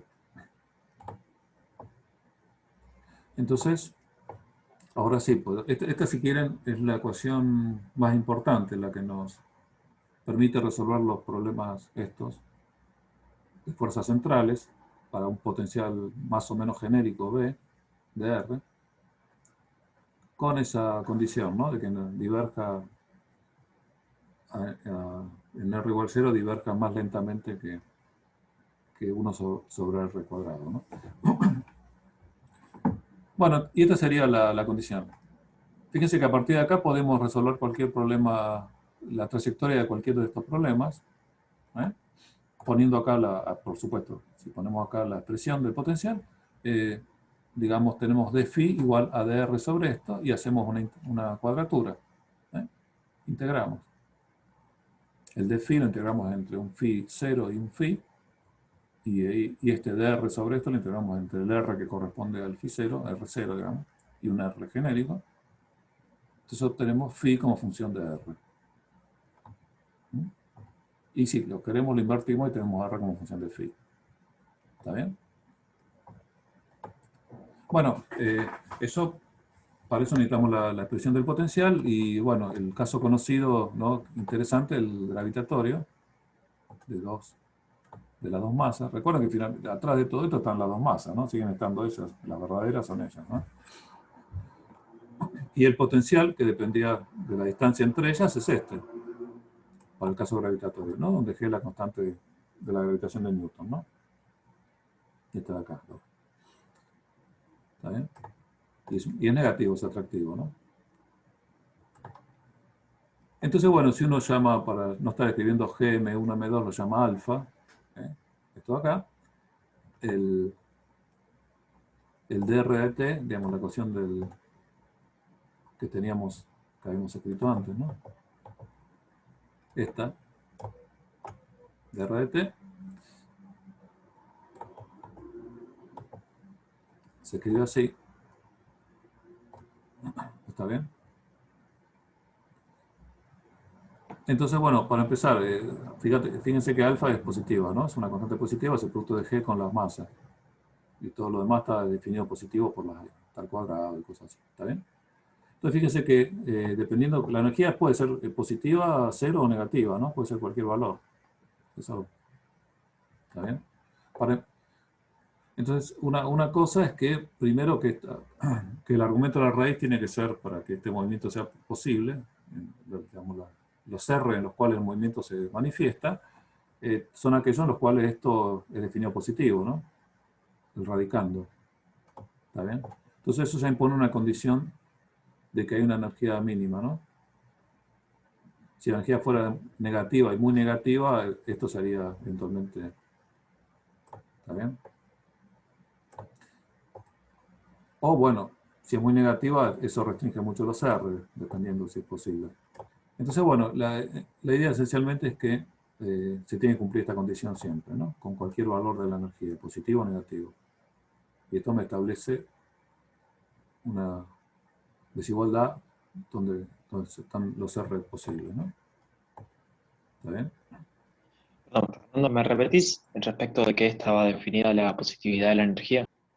No, no es positiva definida, la energía puede ser cualquiera. La energía No, es ya sé, pero ¿dónde estaba el cero? el cero, bueno, la única referencia que tenemos acá con respecto a la energía es dos cosas. Primero, que estamos en el sistema de centro de masa. El centro de masa está quieto, ¿está bien? O sea, las partículas M1 y M2 se están moviendo respecto al centro de masa en nuestro sistema de referencia. O sea, la energía es en ese sistema de referencia particular. ¿Está bien? Obviamente, si vos lo ves de cualquier otro sistema, la energía puede ser cualquier cosa. Le está sumando la energía de movimiento del centro de masa, ¿no? Sí, está bien. Entonces, por un lado es eso, la energía cinética es la definida en el centro de masa, con el movimiento de las partículas rápidamente. Y la energía potencial, bueno, es la que es porque depende solamente de la distancia entre ellas y sus masas. Así que, bueno, si querés cero es cuando justo la energía cinética se compensa con la potencial. O sea, hay un movimiento como ligado. Es un movimiento, bueno, no ligado, porque fíjate, es el movimiento ese que vimos con el potencial efectivo. Cuando es cero, se puede ir infinito. Ah, está justo Claro, encima del movimiento ligado, ok. claro. Y lo que pasa es que llega a infinito con velocidad cero.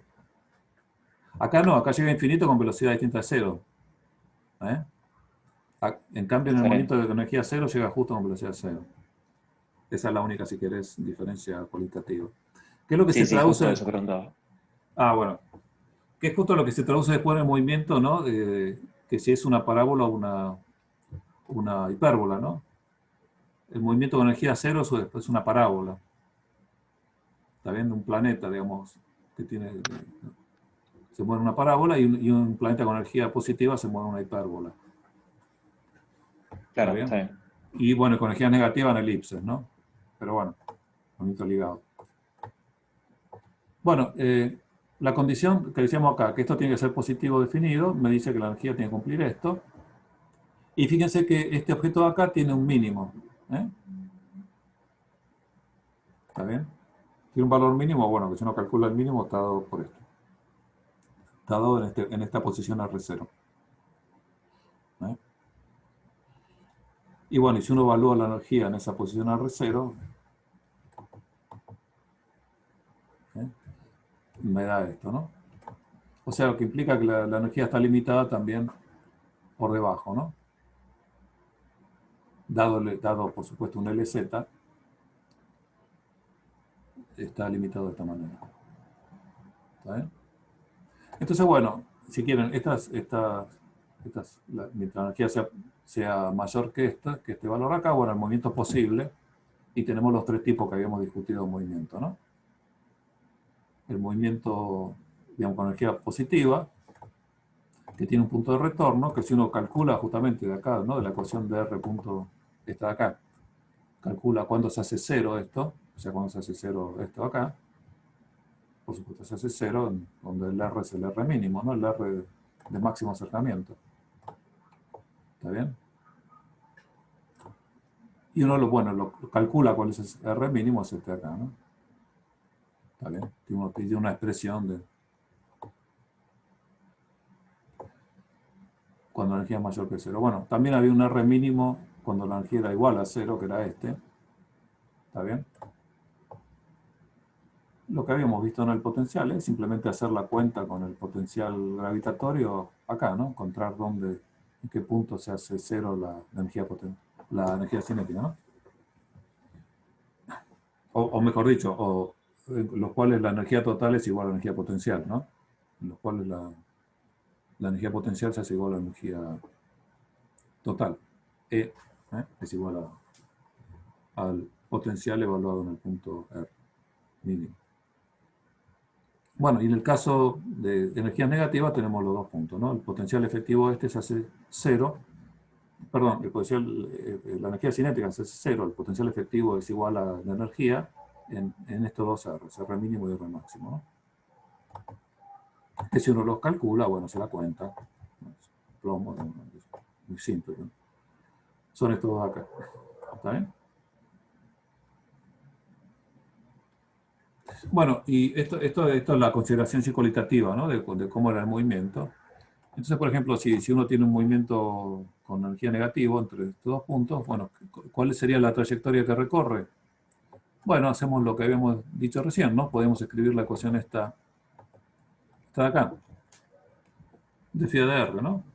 Recuerden que habíamos hecho, ¿no? Habíamos tomado la dr de t y habíamos escrito dr de phi por d phi de t. Habíamos desplazado el phi punto por LZ sobre mu R cuadrado, habíamos escrito dr de t como lo que era, ¿no? En términos de potencial efectivo. Y la energía, bueno, y teníamos esta relación, que esta era lo importante, ¿no?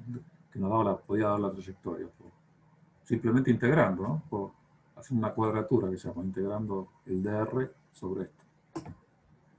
Bueno, y lo que hacemos acá, ¿no? Ahora ya poniendo el potencial gravitatorio. Acá. ¿Está bien? Sería esta relación. Y lo que digo acá, ¿no? El phi sería integrar, ¿no? Entonces, bueno, una cosa que es conveniente para parametrizar es tomar el 0 de R, de phi, perdón, quiero decir, el 0 de phi, en el punto donde el R es el R mínimo, ¿no? O sea, cuando la partícula está a la mínima distancia, ahí empezamos a contar de esa dirección entre el centro de masa, digamos, y R, o el origen, digamos, y la posición de la partícula en R mínimo, ahí contamos los ángulos, el ángulo phi. Entonces integramos esto entre 0 y un phi genérico cuando integramos esto entre R mínimo y una R. Creo que está acá. ¿Está bien? Fíjense, una cosa obvia, ¿no? Si R si la integral empieza de R mínimo, ¿está bien? el R solo crece, digamos, ¿no? ¿Está bien? Entonces estamos integrando hacia R mayores, obviamente, R mínimo. ¿Está bien?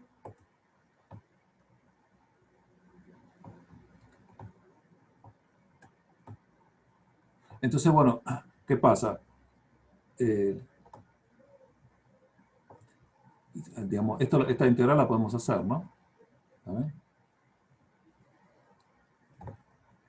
Pero ¿qué pasa? Esta integral la podemos hacer para R hasta R máximo, ¿no? Sabemos que después, a partir de ahí, el R vuelve a disminuir. ¿Eh? Pero ¿qué pasa? Cuando el R vuelve a disminuir, esto se volvería negativo, ¿no? Es como que el phi empieza a disminuir. Pero sabemos que eso no pasa, el phi sigue aumentando. El movimiento ya vemos, ¿eh? Ya lo conocemos en general en el plano. ¿Está bien? Entonces, ¿qué quiere decir? Simplemente que hay que cambiar el signo, ¿no? Porque recuerdan que el d phi de R tiene los dos signos posibles. ¿Eh? Entonces hay que elegir el signo apropiadamente dependiendo de lo que está haciendo el R. Cuando el R está creciendo, si estamos considerando que el phi crece, digamos, o sea, tomamos una dirección, lo estamos viendo en el sentido antihorario, por ejemplo, ¿no? El movimiento del phi es antihorario, el phi está creciendo siempre. Entonces, bueno, obviamente, cuando el d phi de R es este, si está creciendo quiere decir que phi crece cuando R crece. Entonces, cuando el dr es positivo, el d phi es positivo. ¿Está bien? Pero, ¿está bien? Y cuando el R decrece, cuando el dr es negativo, ¿está bien? D phi de R es negativo. El phi sigue creciendo, pero el R decrece. ¿Está bien? Entonces vale el signo menos. Entonces, bueno, simplemente la única condición, digamos, el cuidado que hay que tener es que hay que elegir el signo apropiado acá. Cuando el R crece, o sea, voy de R mínimo para un R más grande, uso el signo así como está, y cuando está disminuyendo, ¿está bien? Uso el signo negativo, ¿no? ¿Está bien? Bueno, no importa, la integral esta se hace haciendo el cambio de variable, defino, llamo U a 1 sobre R. ¿Está bien? Fíjense, eso combina porque acá aparece 1 sobre R y 1 sobre R cuadrado, ¿no? Entonces conviene usar. Y encima acá aparece dr sobre R cuadrado, que salvo el signo es el diferencial de 1 sobre R, ¿no? ¿Eh? Entonces queda el diferencial de 1 sobre R, 1 sobre R cuadrado y 1 sobre R. O sea, obviamente así conviene definir la variable U, que es 1 sobre R, ¿no? Entonces fíjense que la integral queda así. ¿Está bien? Al haber cambiado el signo, lo que era el límite superior pasó a R, se cambiaron los límites, ¿no? El U que corresponde al R mínimo. Esta es la integral. Bueno, y esta integral es muy simple, está en tablas, ¿eh? La integral es esta, en tablas. Es esta de acá, digamos. Si uno va a la tabla es esta. ¿Eh? De una cosa como esta. Entonces, bueno, el resultado es este. Reemplazando las constantes A, B, C que aparecen acá, que son estas de acá. Este es el resultado. Fíjense que es muy fácil la variable R, que sería la U acá, el 1 sobre R es este, aparece solamente acá. Y fíjense que es muy fácil hacer la inversa, despejar R como función de phi, ¿no? Porque justo aparece un arco coseno acá, así que basta tomar el coseno de esto. Me queda que el coseno de phi es igual a esto de acá, y después despejo el R de ahí, o el 1 sobre R, el U. ¿Eh? Y fíjense, me da una expresión muy simple, que es esta de acá. Si defino, si defino este objeto de acá, que está asociado con esto, es esto, esencialmente es esto de acá, ¿no? Con la raíz esta, como lo que se llama la excentricidad. Acá, fíjense, la diferencia de signo es simplemente que acá estamos considerando que la energía es negativa, ¿no? Y aquí tomamos el valor absoluto. Pero bueno, si sabemos que es negativa, podemos escribirla como más la energía. El menos valor absoluto de energía lo podemos escribir como más la energía, que es lo que está acá. ¿Está bien? Esto es útil porque, bueno, porque también es válido usar esto cuando la energía es positiva, ¿no? Entonces nos conviene haberlo definido así. Bueno, pero no importa, en general. ¿Está bien? Entonces, bueno, si quieren, esta me da la descripción completa, ¿no?, del movimiento, por lo menos la geométrica, ¿no? Me dice que el R de phi es este, y bueno, esto es lo que se pone como una elipse, ¿no? Esto describe una elipse. Fíjense que esto lo llama la excentricidad, ¿no? Si la excentricidad fuera cero, si justo esto es posible que sea cero, ¿no? Que esto de acá sea 1 justo, que la excentricidad sea cero, ahí me da que esto, bueno, que 1 sobre R es 1 sobre R0, o sea, R es igual a R0. Tenemos un círculo, ¿no? R constante. ¿Eh? Pero cuando la excentricidad es distinta de 0, ¿está bien? Tenemos el movimiento que sabemos que es una elipse, ¿no? Y bueno, y la elipse, la elipse esa saben que tiene dos focos, ¿no? La elipse, ¿está bien? Tal que la forma geométrica es que uno tiene dos focos, ¿no? Dos puntos fijos, y la distancia, si uno suma la distancia de la partícula a los dos puntos, ¿no? Tiene la partícula en un lugar, ¿no?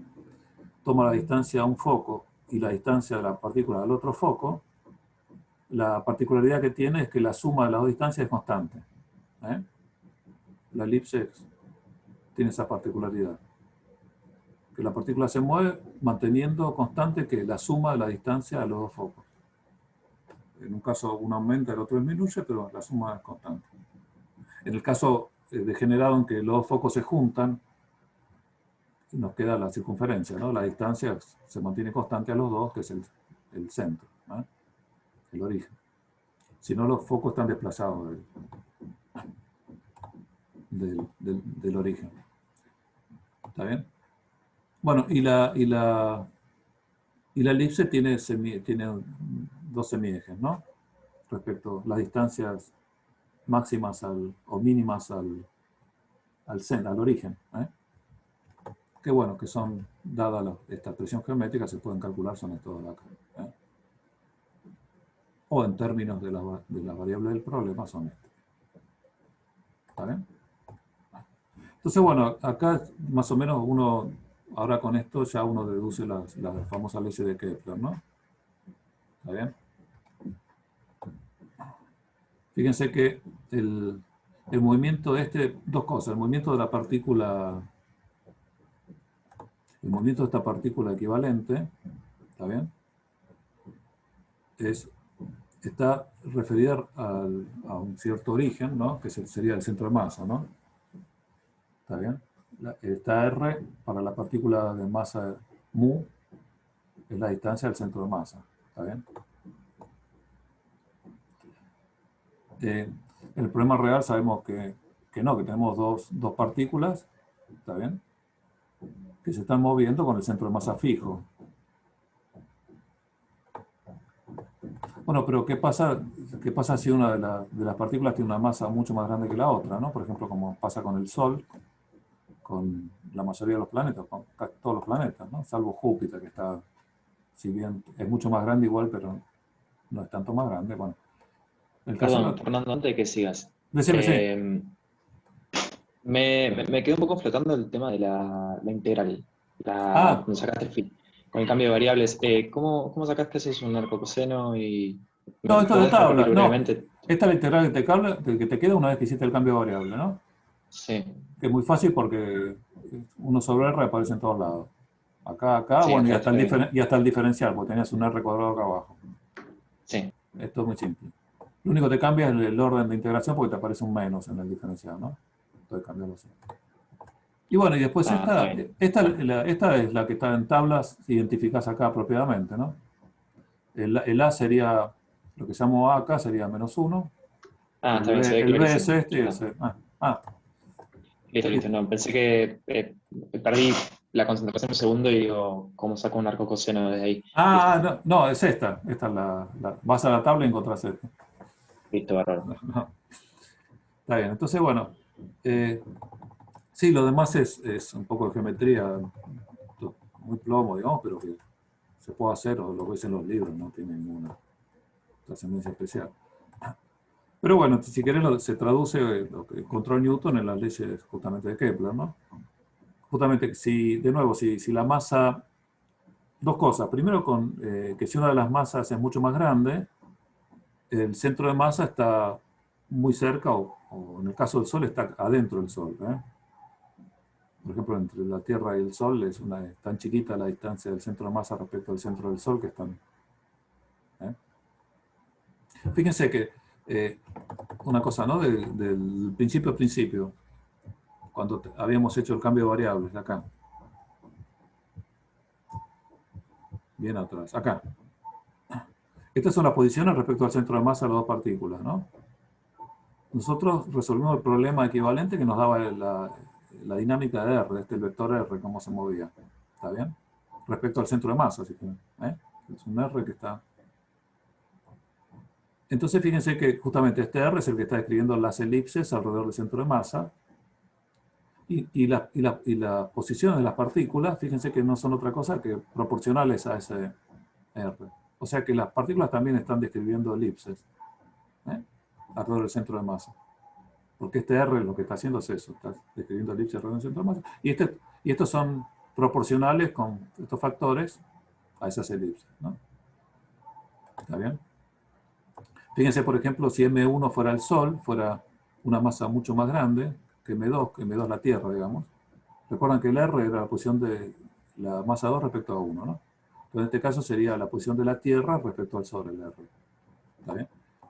Fíjense, si la masa 1 es mucho más grande que M2, esto es muy chiquito. Queda M2 sobre M2 más M1. Esto tiende a 0, digamos, si la masa 1 tiende a infinito. Entonces, la posición esta tiende a 0, o sea, tiende al centro de masa. O sea, si quieren, la elipse que está describiendo el Sol tiene un radio muy chiquitito alrededor del centro de masa. Y bueno, el de la Tierra es... Y fíjense que si de nuevo, si la masa 1 es mucho más grande que la 2, acá aparece M1 más M2, puedo despreciar el M2 y me queda que la posición de la Tierra es directamente R, ¿no? ¿Está bien? O sea que para un centro, para una de las partículas mucho más grande que la otra, puedo considerarla que está esencialmente ella en el centro de masa y que es el centro atractor, ¿no? Y el R directamente la posición de la otra partícula respecto al centro de ese atractor. Correctamente. Y más aún, la masa reducida, justamente si la masa del Sol, M1, es mucho más grande que la otra, fíjense que, bueno, acá puedo despreciar M2 y acá simplifico M1 entre sí, me queda que la masa reducida es la masa más chiquita. Entonces que M2 directamente la masa del planeta, si quieren. Si M1 es el Sol. Entonces, bueno, ahí sí, ahí el movimiento equivalente es muy simple de interpretar. Directamente puedo interpretar que mu es M2, la masa del planeta, y que R es la distancia del planeta al Sol. Entonces todo lo que antes había interpretado como la velocidad areolar, por ejemplo, que barría el eje R, bueno, justamente es el área que está barriendo el vector del planeta al su movimiento alrededor del Sol. Y esa velocidad areolar es constante, por la constancia del LZ. Bueno, esa es la segunda ley de Kepler. La otra, que la primera, bueno, sale de la forma geométrica, ¿no? Que dijimos que en realidad este movimiento, el movimiento de cada masa alrededor del centro de masa es una elipse. ¿Está bien? ¿Por qué? Bueno, porque el movimiento del R de la masa mu era una elipse. ¿Está bien? Y bueno, y además que tiene dos focos, ¿no? ¿Está bien? El movimiento del elipse tiene dos focos. ¿Y qué pasa? Bueno, lo que tenemos acá, ¿no? Pero ¿qué pasa?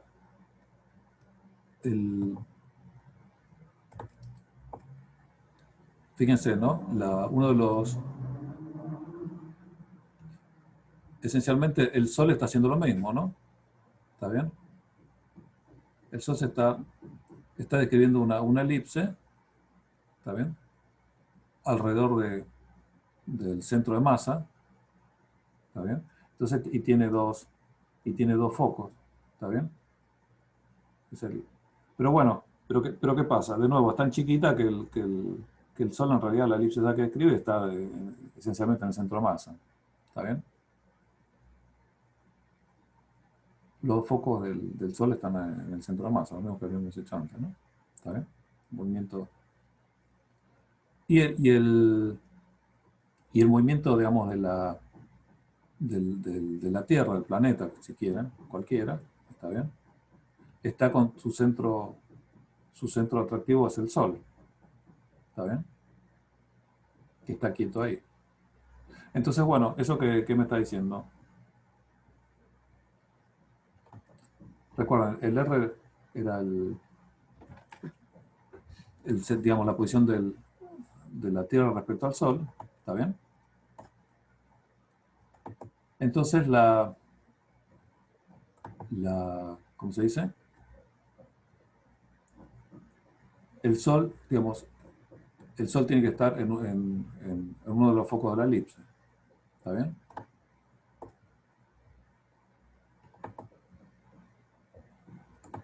Por la construcción geométrica que hicimos acá, ¿no es cierto? ¿Está bien?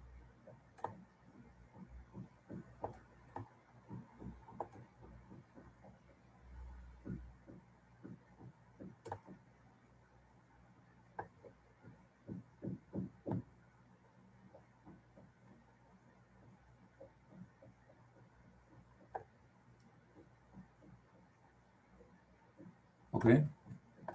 Bueno, entonces, lo que estaba acá, ¿no? Porque esencialmente porque el foco está en el centro de masa, ¿no? ¿Está bien? Uno de los focos está en el centro de masa, bueno, y el otro foco está está afuera, digamos. Pero bueno, uno de ellos está en el centro de masa. ¿Está bien? Eso es lo que sale de la construcción geométrica en general. Como el Sol finalmente tan grande, tan pesado, está en el centro de masa, bueno, estará en uno de los focos de la elipse. ¿Está bien? Entonces, bueno, esa si quieren la primera ley de Kepler, ¿no? Eso iba, estaba dando vuelta, pero iba a eso, ¿no? Que dice que los planetas, en su movimiento alrededor del Sol, describen elipses con el Sol en uno de sus focos, ¿no? De nuevo, vemos que es una ley que es aproximada, que es válida porque la masa del Sol es mucho más grande que la de los planetas, ¿no? Sino en realidad lo más preciso es que los planetas y el Sol todos están describiendo elipses alrededor del centro de masa común al Sol y el planeta, y que uno de los focos está en el centro de masa propiamente, ¿no? ¿Está bien? Pero bueno. Y además, bueno, de la ley areolar también para el caso del movimiento planetario, se deduce la tercera ley, ¿no? La de la proporcionalidad entre las distancias y los periodos de revolución, ¿no? ¿Está bien? Esencialmente esta, ¿no? Que la velocidad areolar esta constante, que es esta de acá, ¿está bien? Digamos, si esto de acá, esta derivada es igual a esta constante de acá. O sea que si uno integra un periodo completo, una vuelta completa, el área total que barre es esto por el periodo, ¿no? A total es el área está constante por el periodo de movimiento. O sea que el periodo de movimiento es esto dividido el área, ¿no? O sea, es esto acá. ¿Está bien? Entonces, este es el tema del periodo del movimiento en términos del área total barrida, y el área de una elipse es pi por el producto de los semiejes, ¿no? Pi por A por B. El producto del semieje mayor por el menor. O sea que es este. Bueno, y si uno reemplaza los valores que teníamos de A y B, que hemos deducido, ¿no? En términos de las constantes de movimiento, da este objeto de acá. ¿Eh? ¿Está bien? O bueno, si uno lo reemplaza además la energía, por su expresión, da esto de acá. Queda en términos puramente geométricos, ¿no? De la masa reducida. ¿Eh?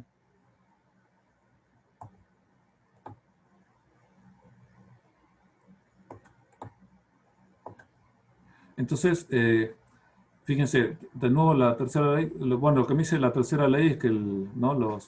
bueno, como está escrito, como lo dijo Kepler, es que los cuadrados de los pedidos son proporcionales a los cubos de la distancia, ¿no? O sea, si elevan esta relación al cuadrado, les da eso, ¿no? Que t al cuadrado es proporcional a cubo. Pero fíjense la constante de proporcionalidad, ¿no? Esta de acá. Bueno, 2π es constante, ¿no? Eso no hay problema. Pero esta de acá. Esta alfa es G por M1, M2. Esta mu es la masa reducida. De nuevo, si la masa del Sol es mucho más grande que la de los planetas, M1, digamos, es mucho más grande que M2, fíjense, acá que la masa reducida es M2, ¿no? La del planeta. Y el producto acá M1, M2, bueno, se me cancela M2, la del planeta, y me queda solo la del Sol, por G. ¿Está bien? Entonces fíjense que la constante proporcional me queda la misma para todos los planetas. ¿Está bien? Gracias a eso, a que la masa del Sol es mucho más grande también. Entonces el hecho de que todos los planetas cumplen la ley con la misma constante de proporcionalidad también es una aproximación, ¿no? Que vale para planetas con masa mucho más chica que la del Sol. ¿Está bien?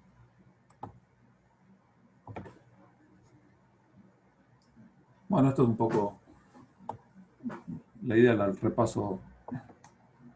La otra cuestión es que, digamos que, ¿qué pasa cuando la energía es cero o positiva, ¿no?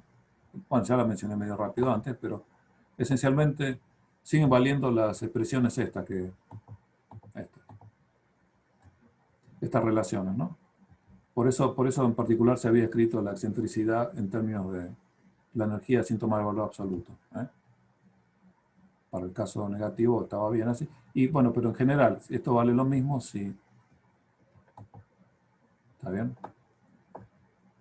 Si esto vale... Si la energía es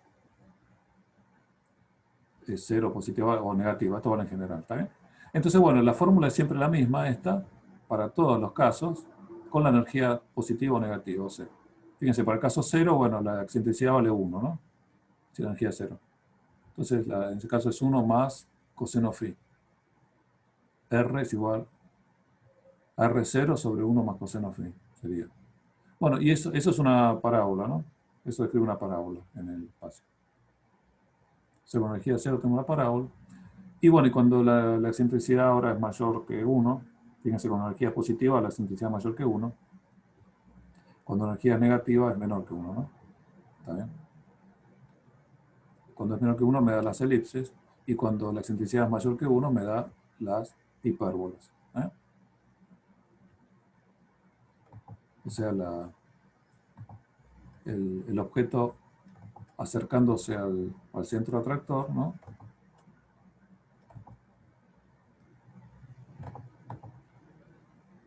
Por ejemplo, viniendo de infinito, acercándose a un radio mínimo y después alejándose hacia el infinito. La forma, digamos, es muy parecida a las hipérbolas o las parábolas, ¿no? Tiene que ver con cómo son las asíntotas, ¿no? Cuando uno se aleja mucho. Si tienden a ser horizontales o inclinados, ¿no? Pero es muy cerca, es muy parecido. ¿Está bien? Lo que les comentaba así muy rápido, el hecho de que el movimiento en general es tridimensional, ¿no? Quiero decir que se ve en un plano, pero si uno no eligió el plano XY justo donde está el plano del movimiento, lo va a ver inclinado. ¿Está bien? ¿Qué es lo que pasa en general cuando uno describe el movimiento de los planetas, por ejemplo? Los planetas no están todos en el mismo plano. Entonces, bueno, si uno elige un plano de referencia, por ejemplo, para la Tierra elige el plano de la eclíptica, obviamente sí, la Tierra se va a mover en el plano de la eclíptica, está bien alrededor del Sol, pero los otros planetas van a estar inclinados, ¿no? Van a ser elipses, con el Sol también en el foco, ¿no? Pero inclinadas, ¿eh? Entonces uno tiene que dar, tiene que dar alguna forma de contabilizar eso, ¿no? De cuantificar eso. Entonces, bueno, esencialmente lo que se hace, se muestra, se ve cuánto se inclina la elipse respecto al plano de referencia, ¿no? El plano de la eclíptica sería. Sería el plano en el cual se mueve la Tierra, ¿no? Es eso. el plano de referencia, y después toda inclinación respecto a ese plano se muestra con inclinación, ¿no? Del vector perpendicular al movimiento plano del planeta, el L podría ser la dirección del L, ¿no? La inclinación respecto de la perpendicular a la eclíptica me da la inclinación de la... Es uno de los parámetros, ¿no? La otra, bueno, es que si el plano se inclina, hay una zona, una recta de intersección entre los dos planos, ¿no? El plano de la eclíptica y el plano del movimiento del planeta. Está inclinado. ¿Está bien? Entonces se intersecta en una recta con el plano de la eclíptica. ¿Está bien? Los dos planos se intersectan ahí. Entonces y la inclinación es respecto de ese eje, ¿no? Donde se intersectan, se inclina una cierta cantidad ahí. Pero bueno, también hay que diferenciar, hay que decir dónde está ubicado esa recta intersección entre los dos planos. ¿Está bien? Entonces, bueno, se da un cierto ángulo de donde está esa recta, medida, por ejemplo, de una dirección preferencial. La dirección preferencial que se toma es la dirección, por ejemplo, del equinoccio, ¿no? La dirección que une la Tierra con el Sol en el momento del equinoccio. El equinoccio que se usa es el equinoccio que sería de invierno del hemisferio norte, ¿no? O sea, cuando se pasa del invierno a la primavera en el hemisferio norte, el punto ese, ese se usa como eje, y se mide el ángulo de la intersección, ¿no? De los dos planos ahí, por ejemplo. Fíjense que el movimiento ahora se aparta del plano de la eclíptica, ¿no? Bueno, por supuesto, esta recta, como tiene en realidad, tiene dos direcciones, ¿no? Respecto del eje este de referencia, del equinoccio. Entonces, bueno, ¿cuál de los dos se usa? Bueno, se usa la dirección en la cual el planeta pasa de abajo para arriba, ¿no? Fíjense, el planeta está moviéndose por su propia elipse, pero está inclinado, por el momento está por abajo de la eclíptica, en el momento está por arriba. Se cruza con la eclíptica justo ahí, ¿no? En este punto. Este se llama el nodo, este se llama el eje de nodo ascendente. Ascendente porque pasa de abajo para arriba. ¿Está bien? Es el punto, el nodo, donde pasa el planeta de abajo de la eclíptica arriba. Entonces se da el ángulo ese. ¿Está bien? Entonces con ese parámetro, ese ángulo omega me da ese particular. Y después, bueno, si quieren, dentro del plano mismo de la elipse del planeta, hay una dirección particular que es la que me da el máximo acercamiento, ¿no? El máximo acercamiento al Sol, o al foco, si quieren. ¿Está bien? Eso es lo que se llama el perihelio, ¿no? El punto con máximo acercamiento. Bueno, ¿y qué posición tiene en la elipse ese? Bueno, se da un ángulo más que me da el ángulo entre el nodo ascendente, la dirección del nodo ascendente, y la posición del máximo acercamiento. Entonces uno tiene la elipse completa. Tiene el punto de máximo acercamiento, el R mínimo, en esa posición.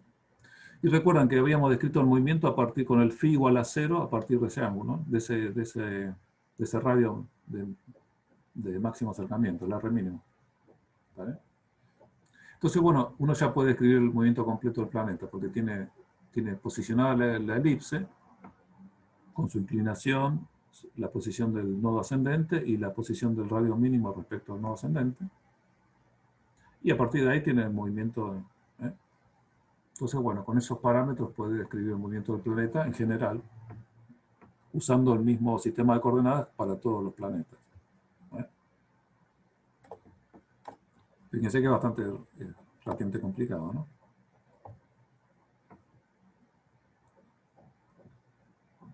Bueno, este phi, si quieren, lo van a ver por ahí en algún... Este phi, que es la posición, ¿no? Del eje, la posición del planeta, ¿no? Referido al radio mínimo, este phi es lo que se llama la anomalía verdadera, ¿no? Tiene un nombre medio extraño en astronomía. Pero bueno, simplemente el phi dentro de la descripción de la elipse plana, del planeta. Así que bueno, esto es un poquito Una revisión rápida. ¿Vale? Bueno, ya hemos usado todo el tiempo. ¿Alguna consulta, duda con algo? Déjenme aquí.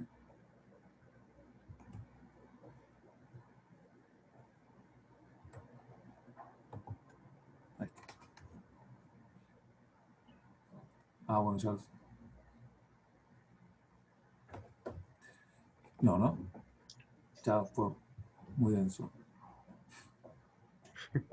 Una pregunta, que Sí, al sí. final no me acuerdo bien si usamos en algún momento el lagrangiano o como las cosas que No, venimos viendo en esta materia. no, salvo cuando dedujimos la equivalencia total entre los problemas ficticios y el verdadero, ¿no? Vimos que tanto la energía cinética, la energía potencial, el lagrangiano, todo daban, equivalían al movimiento ficticio, ¿no? El verdadero, la energía cinética de las dos partículas moviéndose con su fuerza atractiva entre ellas, la energía cinética era la misma que la de la partícula equivalente con masa reducida y una distancia r del centro de masa. ¿Eh? Eso valía para energía cinética, valía para energía potencial, valía para el L. O sea que todos los parámetros, digamos, todos los parámetros que describen la dinámica eran equivalentes, ¿no? En ese sentido. Claro, La energía misma, la energía total. Claro, si T y B eran la misma, bueno, la energía mecánica obviamente iba a ser. Y hasta más aún, no solo el problema con la masa reducida, sino también el problema unidimensional equivalente, el movimiento radial con potencial efectivo. También la energía de ese movimiento también era la misma que la de la masa reducida y que del problema real. Se identificaba todo. ¿Está bien? Pero después no, lo de lagrangiano no se usó mucho, ¿no? No. Bueno, de hecho dedujimos las ecuaciones, pero las ecuaciones eran las mismas que las de Newton, y a partir de ahí seguimos usando las mismas técnicas en los dos casos. ¿Está bien? claro. Así que bueno, les paso, ahora sí les paso, no sé si van a hacer un intervalo o qué, pero bueno. Hola, ¿qué tal? ¿Cómo estás, Mauricio? Bien. Bien. Sí, por ahí hacemos un intervalo, empezamos en 15 minutos, cosas así. Yo sí, como que te transfiero Sí, porque ahora al haber entrado necesitaría que, no puedo. Está bien.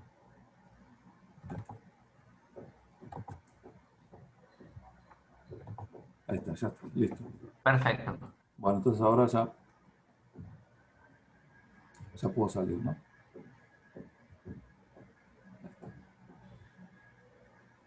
Hola, ¿qué tal, Fernanda? ¿Qué tal, Balbina? ¿Cómo estás? ¿Cómo Bien. andas? Está bien, todo, gracias. ¿Vos bien? Muy bien. Muy bien. ¿Te toca a vos hoy? Me toca a mí. Bueno. Sí. Compartido igual, una partecita de Mauricio y después sigo yo.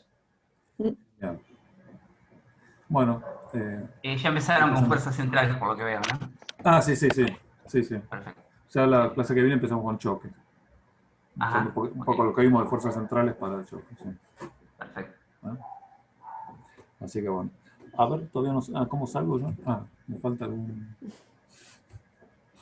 La otra vez salí, no sé.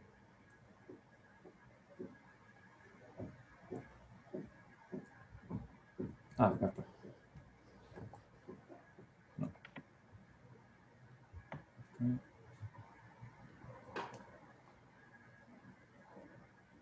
Buenísimo.